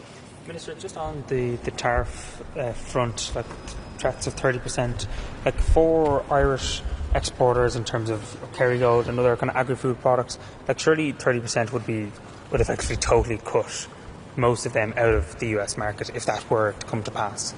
So look, we've seen a lot of different figures being bandied around. A lot of the negotiation from the US side has been of the megaphone type through social media and out in the public, where the European negotiations has been at the table. Now look, it's open to the US how they do that, but we prefer to keep those negotiations going. From the very point you make, this is serious for Irish exporters. Irish butter, which has a premium position in the US market, second biggest market share across all of America, worth €500 million to our economy last year.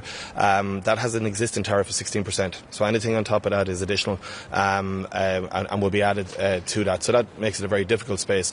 But we continue to highlight as well, as I did on my trade mission to the US in April of this year, the mutually beneficial nature of the trade between the EU and the US, and in particular between Ireland and the US, where we have 770 Irish companies based in the US employing 200,000 Irish people on American soil, and the really joint benefit that comes from both of our countries from that mutually beneficial trade. That's why we want that to continue. We want as much zero for zero elements as we can, and to get as close a working relationship at the end of this process. The EU is weighing retaliation today, and some sensitive products Ireland wanted off the EU's retaliatory list, alcohol being one of them. Have you had any indications that there are sensitive products taken off in Ireland's favour? So look, from every member nation will highlight the fact that there are areas that are sensitive to them, but we do so in the full knowledge that the EU doesn't want to be in this position. The EU doesn't want to come with a retaliatory list, and as it publishes it today, it does so hoping not to have to implement that, because barriers to trade are bad. They're bad for our consumers in the EU, they're bad for US consumers, and they will hurt us on both sides. Both our nations in Ireland and the US and in the EU and the US have all benefited from that trade, and we hope to not have to implement retaliatory measures into the future. Minister, also talking about trade negotiations, do you expect that an agreement with Australia will be reached by the end of this year? It's very hard to say. There are obviously a number of different trade agreements and negotiations ongoing, and Ireland, from our perspective, both with our Taoiseach, Minister Simon Harris as Minister for Foreign Affairs with responsibility for trade, we negotiate and work very closely with Commissioner Šefčovič and his team on all of these measures and all of the different trade agreements as they're ongoing. It's hard to tell when other trade agreements will come to pass. What do you think? What is happening with the US? Do you think that it will give impotence to other trade agreements? Well, trade is important, and Ireland is a small open nation. From an agri-food perspective, we export 90% of the food and drink we export. We have benefited largely from the trade agreements that the EU has done in the past. I see that on the trade missions, only recently back from Korea and Japan, where we have benefited from the access, improved access that we've got over trade agreements with the EU in those countries in recent years, and that's why we want that close working relationship with the US as well.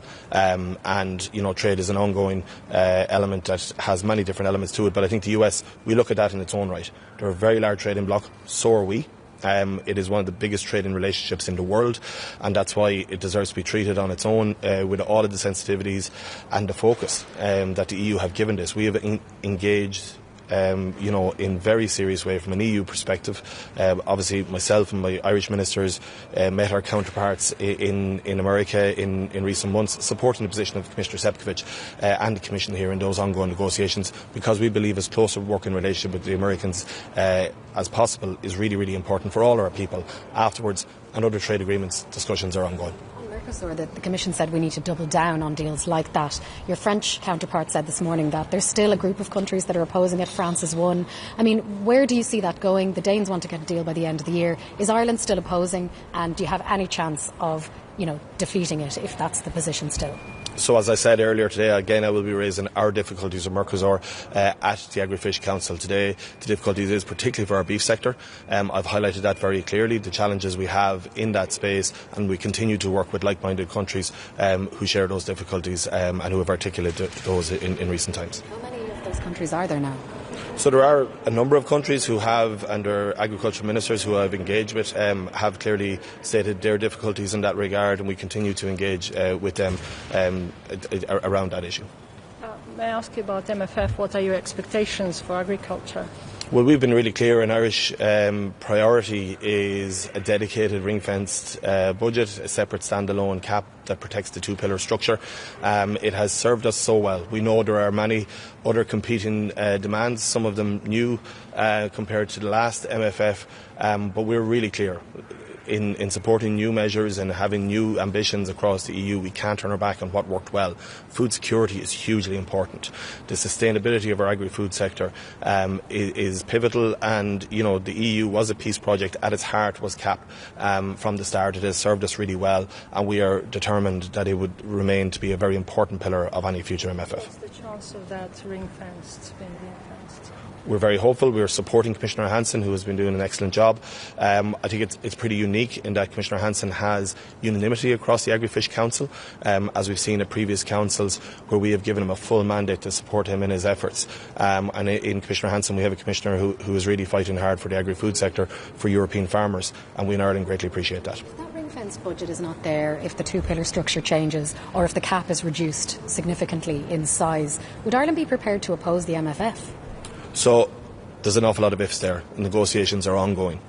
We have been really clear. One of Ireland's priorities in our MFF, not just as me as Minister for Agriculture, but from our Taoiseach, our Taoiseach as Minister for Foreign Affairs and Trade, our Minister for Finance, who's obviously Chair of the ECOFIN as well, we have set as a top priority for us protecting the cap as part of our MFF negotiations, and we continue to highlight that point all the way up to Wednesday. Thank you. Thanks, Mr.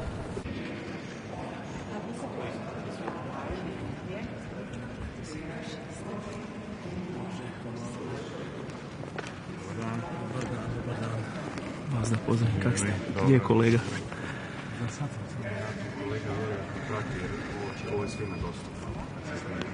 Gdje smo, jel možeš tu?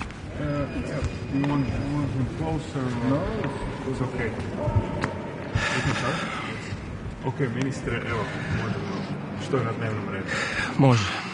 Današnjim vijećem je Danska preuzela predsjedanje. Predstavili su nam svoj program rada, svoje mjere i svoje ciljeve. Podržavamo načelno njihovo sve što su iznijeli u svom programu rada, posebno onaj dio gdje su najavili kako zajednička poljoprivredna politika mora biti jednostavnija, tržišno orijentiranija i održiva. Hrvatska će im na tom putu naravno biti konstruktivan partner kao i svima do sada, te im možemo poželjeti puno uspjeha u daljnjem radu. Na dnevnom redu danas Kao glavna tema je stanje na tržištu poljoprivrednih proizvoda. Svi smo svjesni globalnih političkih okolnosti, tržišnih tenzija koje se nameću, koje zasigurno utječu na hrvatske poljoprivrednike. Hrvatski poljoprivrednici osim tržišnih okolnosti trpe i zbog velikih promjena, klimatskih promjena, zbog afričke svinjske kuge koja nam je ponovno nažalost aktualna. Također danas na dnevnom redu je i europska proizvodnja biljnih proteina. Hrvatska zasigurno podržava razvoj tog sektora kako bismo smanjili ovisnost o uvozu i kako bi se taj sektor, stočarski sektor, dodatno ojačao. Ono što moramo naglasiti, Hrvatska se ovdje ističe kao veliki proizvođač GMO free soje i na tom tragu moramo tražiti sve naše mogućnosti. Također na dnevnom redu konačno će biti rasprava i o korištenju recikliranog stajskog gnojiva, recikliranog dušika iz stajskog gnojiva, takozvani renjur. Hrvatska podržava naravno sve moguće mjere za korištenje svih resursa i za smanjenje štetnosti na klimu i okoliš, no svakako uz dobru poljoprivrednu praksu. To je to. Hvala.